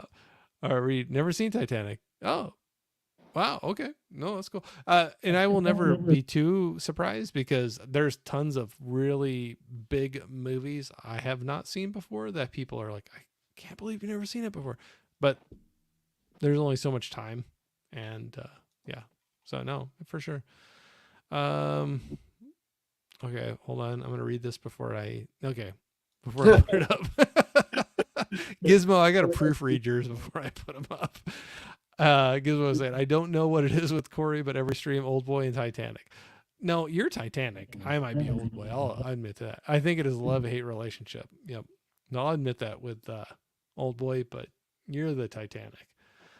Let's see here.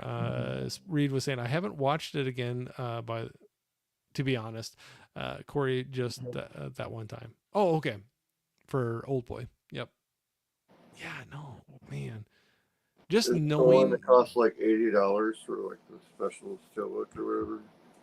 Yeah, there's a pricey set for it. It's less than 80, but it's still pricey for one movie. Isn't that the one you got? Yeah, I don't have it anymore. Oh. I traded it away to Jake. Steelbook Obsessed is now the proud owner of that one. We did a little switcheroo exchange when we met up not too long ago, so he is the proud owner of that one, and it is in great shape because I watched it once. But I know he'll enjoy it, and I'm glad that's what it's more fun to do that. We did an exchange. I got some stuff that I wanted. He wanted that one. And it was a better deal than just like trying to sell it to a resale place. Right. And I knew he really wanted it and will enjoy it. And so it's kind of fun to see that. So Reed was saying, I don't know, it just doesn't appeal to me, Gizmo, plus that run time. Oh, maybe Titanic, maybe. 3 hours goes by quickly when you're having fun. Yeah, is that Titanic? Gizmo was saying it's actually a decent movie if you take away the love story from Titanic. Okay. And the CGI boat, and maybe also the band playing at the end. Isn't that the That's a myth.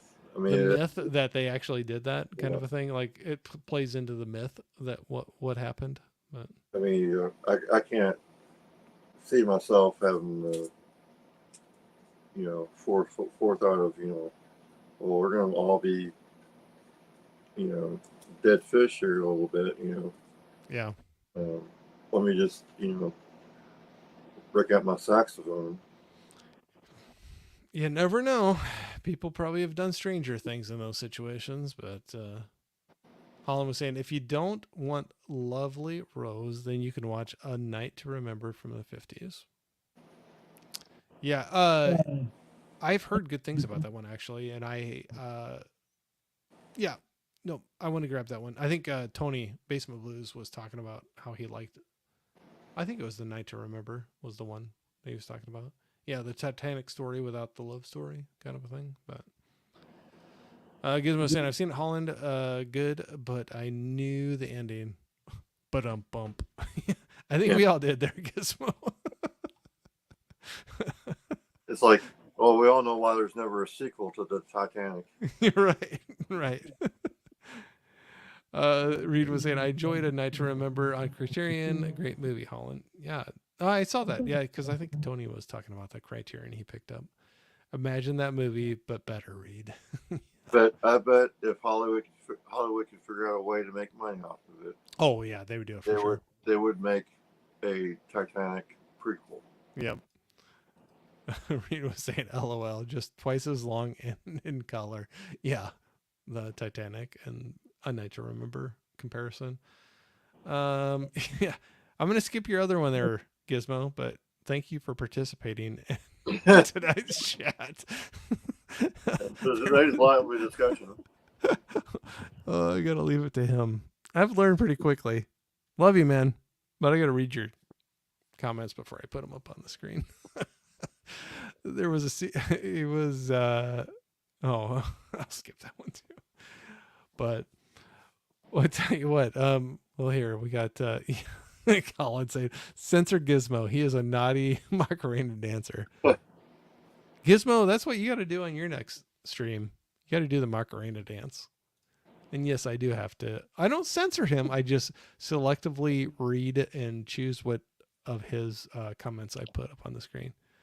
And we have Trini in here saying, "Oh yay, hey man, thanks for jumping in." Hey, dude. We're still talking. We might be on the trailing end of it, but I appreciate you jumping in for sure.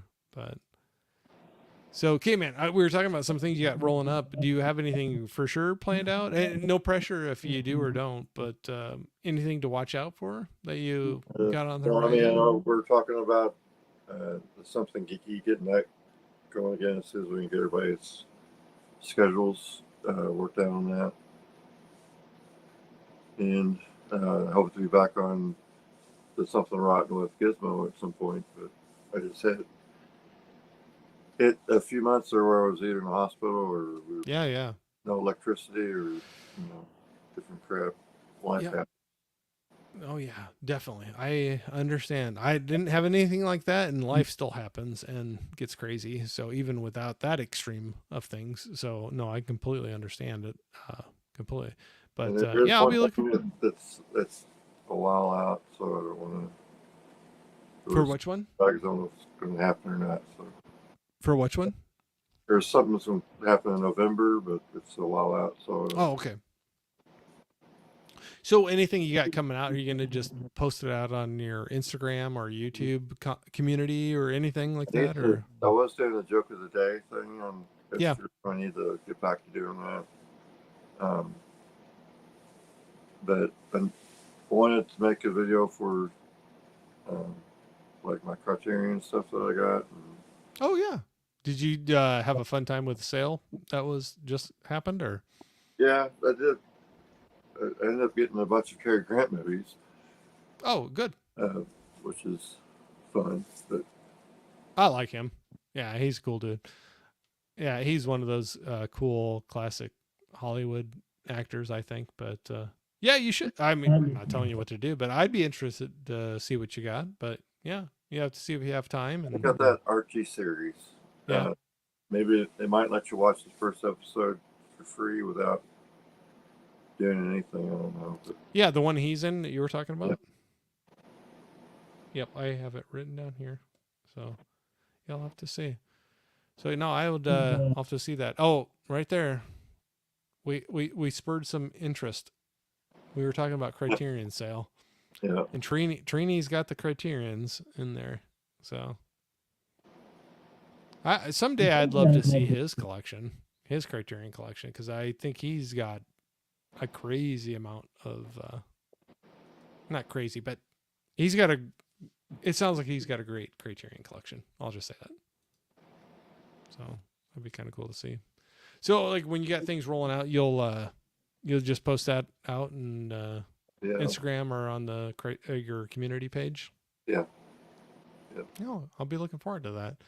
Yeah, I know. It seems like you and so you're talking about something geeky in the collection that you right. and Chris and Jeff have been doing that. So yeah, I'd be interested. Do Just try you to have get anything in try particular to you'd get want to? like a guest to come on. Like I think we're going to try to. The next one we would like to try to get Reed on there, and we'd like to Oh talk yeah. about Akira. Hey, he had been on one before with you, Yeah, haven't he you? was Or on one, so we yeah, did yeah. the So I Ninja thought, Scroll, yeah, yeah. and he was really great in that and brought a bunch of information that I did, that I didn't know about it. So Yeah, no, I would like to go see that one because I knew a few people were talking highly about it, but yeah, I have not. I'll admit I've never seen that one. So even Akira, that's why I said I have that DVD, uh, that box I was working with Gizmo to get over to me, and mhm. it's sitting over there, right over there, and I need to watch that one still. So Trini was saying I have a few, yeah, a few Yeah, Criterion. I'll have you on Trini sometime. I don't know if you ever come on live streams. I need to talk to you sometime about your Criterions, but I'd be willing to do a live stream with Trini, even if we just see his icon speaker oh go. yeah. You know, Well, that's one thing too. I've told people.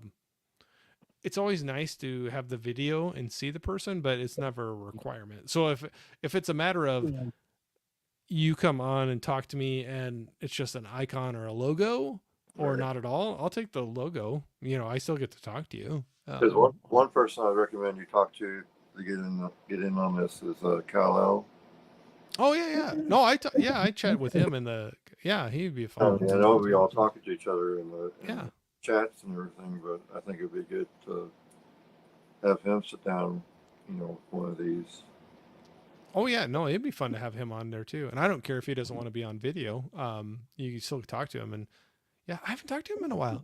Yeah, he's another one that I would run into in chats, and we'd talk back and forth just in the live chats, and it's kind of fun. Where I still have fun doing that. I love going on to people's live streams to listen to the live stream, but then just chat back and forth with the people that are in the streams as well. Yeah. Reed was asking, have I watched all the films in the Columbia box set behind me? No, I have not. I have seen one, two. I've seen three of the 1, 2, 3, 4, 5, 6. I've seen half of them. I Which got to set is count. that? What's that? Which set is that? That is the volume 3 of the Columbia Classics. It went on a silly It got down like sale. $80. What's that? It got down like $80. It got lower. I bought it lower than that. Did you? It was Really? under 70 when I bought it. It went crazy because I saw somebody post it. I think it was Derek, convicted cinephile. He posted something on Instagram. And he's like, they're like giving this thing away for free. And I looked at it. I'm like, okay, I'll buy it for that for 6 4Ks. It was darn near. It was under $70 when I bought it. It was pretty crazy. So I still need to watch. I'll grab it. Some of them I'd seen before, but I still need to watch From Here to Eternity, to Serve with Love, The Last Picture Show. Those are the ones I still need to watch out of that.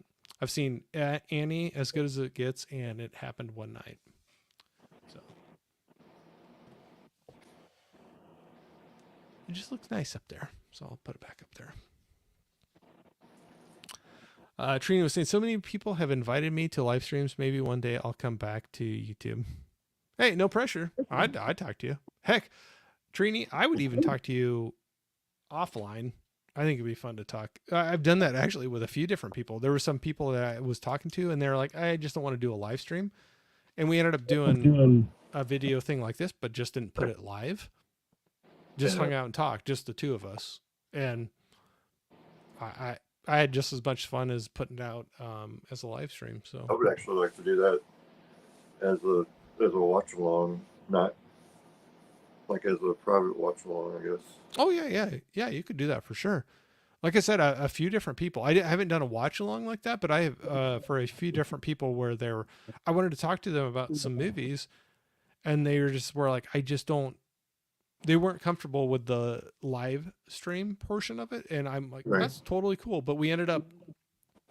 You can do this right now and just not go live. Like you and I could be talking and seeing the exact same thing right now. We're just not live. It's like backstage or whatever. Right. And I've done that with a couple different people and had a really good time with it too, but they just didn't want to do the live stream thing. And I understand that, it's not for everybody. Um, Completely understand that. Yeah. So I'll tell you what, I think we kind of ran through a bunch of the questions I had here. You kind of were talking about some of the things you had coming up here. Um, I don't know. Anything you want to hit on before we wrap her up for tonight? No, I'm good.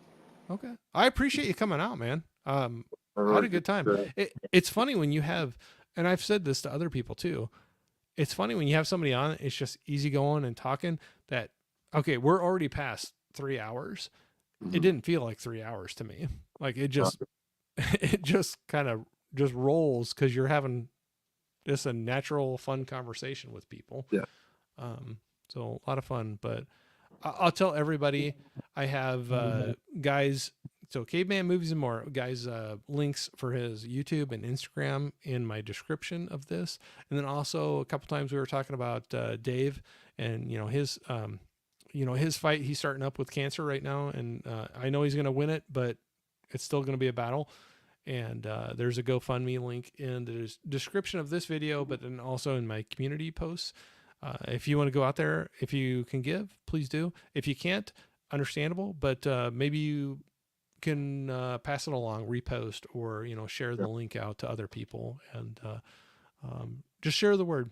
Help him out. He's a good guy and going through some stuff, and it's nice to be able to help out any And way you it can. also, it wasn't like he's uh, wasn't prepared. He worked for some place for like 30 years, and he just got let go Yep.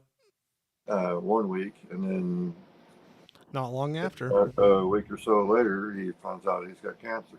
Yeah. No, definitely So, definitely multiple curveballs thrown his way. So that's what I'm saying. Um, and if you can't give today and you can give next right. week, then give next week. Yep. Or if your money's tight, which is understandable, and you can't do that, maybe just share his link out, his story out to other people, and just kind of pass it around. That's a help too. So, um, like I said, David was in here earlier for a little bit. You're in our prayers, bud. I know you're a tough guy and you're gonna get through this, but I know it's still gonna be a battle, and where anybody can help, whether it's money or just sharing his story, his link out. I know he'll appreciate it either way. Great guy that I met through YouTube, and love movies. And anyway, if you can help either way like that, I know it'll go a long ways. And there So are, I'm sure there's probably some people out there that actually know him from his wrestling days. yeah, which is cool So, too. Like I met him just in the YouTube movie realm, and I found that part of his story out later, yeah. which is very cool too. My life, my work history seems so boring compared to some of the experiences he's had.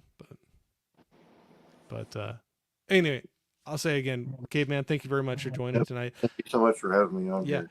hang on for a bit after we drop off. I want to talk to you for a second, but Okay. everybody that's been in the chat, we appreciate you so much. Whether you're long haul, jumping in for just a little bit, or catching a replay, any bit of that is very much appreciated. Yeah, love you guys, and have a safe one, and we will talk to you all here really soon. So have a good night, everybody. Later.